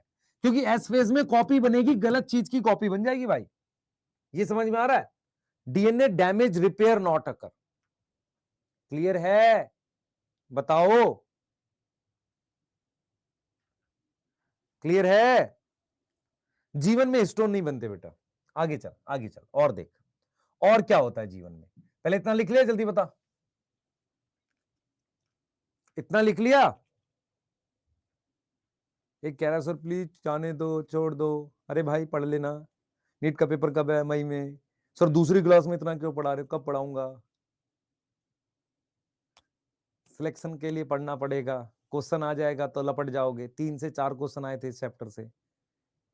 थर्ड पॉइंट नहीं वो समझ आया, मैं तेरे से पूछता हूं एंजाइम किसके बने होते हैं? तू कहेगा सर प्रोटीन के। प्रोटीन बनाने के लिए क्या करना पड़ेगा? डीएनए से आरएनए बनाना पड़ेगा। उस प्रोसेस को क्या कहते हैं? ट्रांसक्रिप्शन। आरएनए से क्या बनाएंगे? प्रोटीन, उसे कहते हैं ट्रांसलेशन। ये हो गया। दूसरा हम ये कह रहे हैं कि मान लो कोई डीएनए है किसी सेल का, अभी डिवाइड करके बना है, अगर उस डीएनए में डैमेज है किसी भी प्रकार का, एस फेज में उसकी कॉपी बनती है।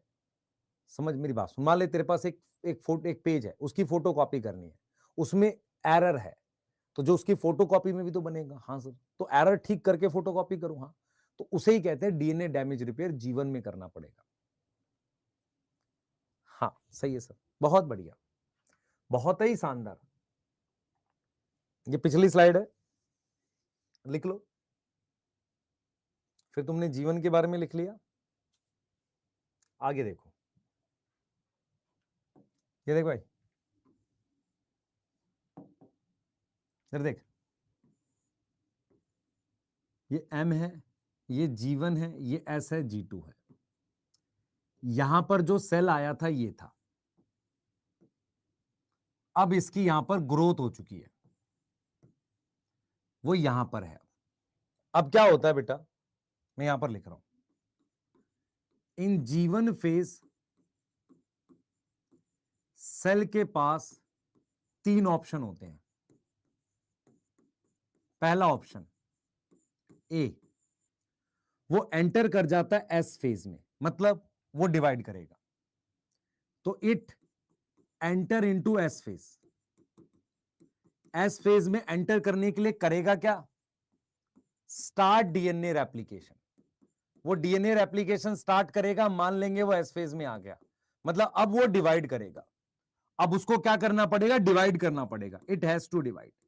जैसे मैं आपसे अगर सवाल पूछूं, मान लो जब आपका नीट का एग्जाम हुआ था, सही है सर, नीट का एग्जाम हमारा उतना अच्छा नहीं हुआ था, तो आपके पास 2 ऑप्शन थे। मान लो एक था कि सर मैं ड्रॉप लेके फिर से तैयारी करूं, तो जब तुमने बैच ले लिया, ड्रॉप ले लिया, तब तुम्हें तैयारी करना पड़ेगा। ऐसे ही जब सेल ने डिसाइड कर लिया कि भाई उसे डिवाइड होना है, तो उसने डीएनए रेप्लिकेशन स्टार्ट कर दी। अब जब एक बार डीएनए रेप्लिकेशन स्टार्ट कर दी, तो उसे डिवाइड होना पड़ेगा, मजबूरी है भाई, एक बार एंटर कर गया तो करना ही पड़ेगा। दूसरा क्या ऑप्शन होता है, दूसरा होता है कि cell become permanent. Cell become permanent, permanent का क्या मतलब होता है, उसकी शेप एंड रोल फिक्स हो जाए। इसका मतलब वो डिवाइड नहीं करेगा। वो किस में एंटर नहीं करेगा, not enter into S phase, S phase में एंटर नहीं करेगा। तीसरा ऑप्शन होता है, सेल एंटर कर गया किसमें, G0 फेज में। G0 फेज का मतलब समझना, G0 फेज का मतलब है ना सेल एस फेज में जा रहा है और ना वो परमानेंट हो रहा है। सुनना ध्यान से, G0 फेज का मतलब है, इसे हम कहते हैं क्विसेंट। क्विसेंट का मतलब होता है चुपचाप बैठ जाना, क्विसेंट फेज, जिसमें क्या है, सेल ग्रो नहीं कर रहा, cell not growing, cell grow नहीं कर रहा, सेल इज नॉट डिवाइडिंग, ना वो डिवाइड कर रहा है, बट वो क्या है बेटा, वो चुपचाप बैठ गया है। बट सेल लिविंग है और क्या है, उसके अंदर कुछ एंजाइम काम कर रहे हैं, मेटाबॉलिकली एक्टिव है। मेरी बात समझो ध्यान से, जीवन फेज से 3 ऑप्शन होते हैं। पहला, एस फेज में एंटर करना। देखो 3 ऑप्शन होते हैं, पहला मान लो परमानेंट बन गया, दूसरा होता है एस फेज में, तीसरा होता है G0 फेज में। अगर कोई सेल G0 फेज में गया है तो वो ग्रो नहीं कर रहा, ग्रो करने को कहते हैं, देखो ध्यान से सुने, G0 फेज में हम लिखेंगे सेल नॉट प्रोलीफरेट। प्रोलीफरेट का क्या मतलब है, सेल ग्रो नहीं करेगा। मेरी बात समझ में आ रही है, प्रोलीफरेट मतलब ग्रो। मेरी बात सुनो ध्यान से, एक सेल है, उसने कहा मैं डिवाइड नहीं करूंगा, तो एस फेज में नहीं गया। उसने कहा मैं परमानेंट भी नहीं बनूंगा, मतलब मैं कोई काम नहीं करूंगा, वो चुपचाप बैठ गया। ना उसका साइज बढ़ रहा है, ना उसमें कुछ हो रहा है, बस वो चुपचाप बैठा हुआ है। वो वापसी जीवन में आएगा जब पूछा जाएगा। पूछा कब जाएगा, मान लो मुझे जरूरत है और नए सेल्स बनाने की, मैं उस सेल से कहूंगा भाई तू वापसी आ जा जीवन में, अब तू डिवाइड करियो। तो एनसीईआरटी ये बोलती है कि सेल क्या करता है, एग्जिट कर जाता है सेल साइकिल और एक क्विसेंट फेज में आ जाता है, जिसमें सेल ग्रो नहीं कर रहा, सेल डिवाइड नहीं कर रहा, बट सेल इज लिविंग और मेटाबॉलिकली एक्टिव है। मेटाबॉलिकली एक्टिव का मतलब उसमें एंजाइम है, मरा नहीं है। ठीक है, तो हम लिख सकते हैं cell can divide if divide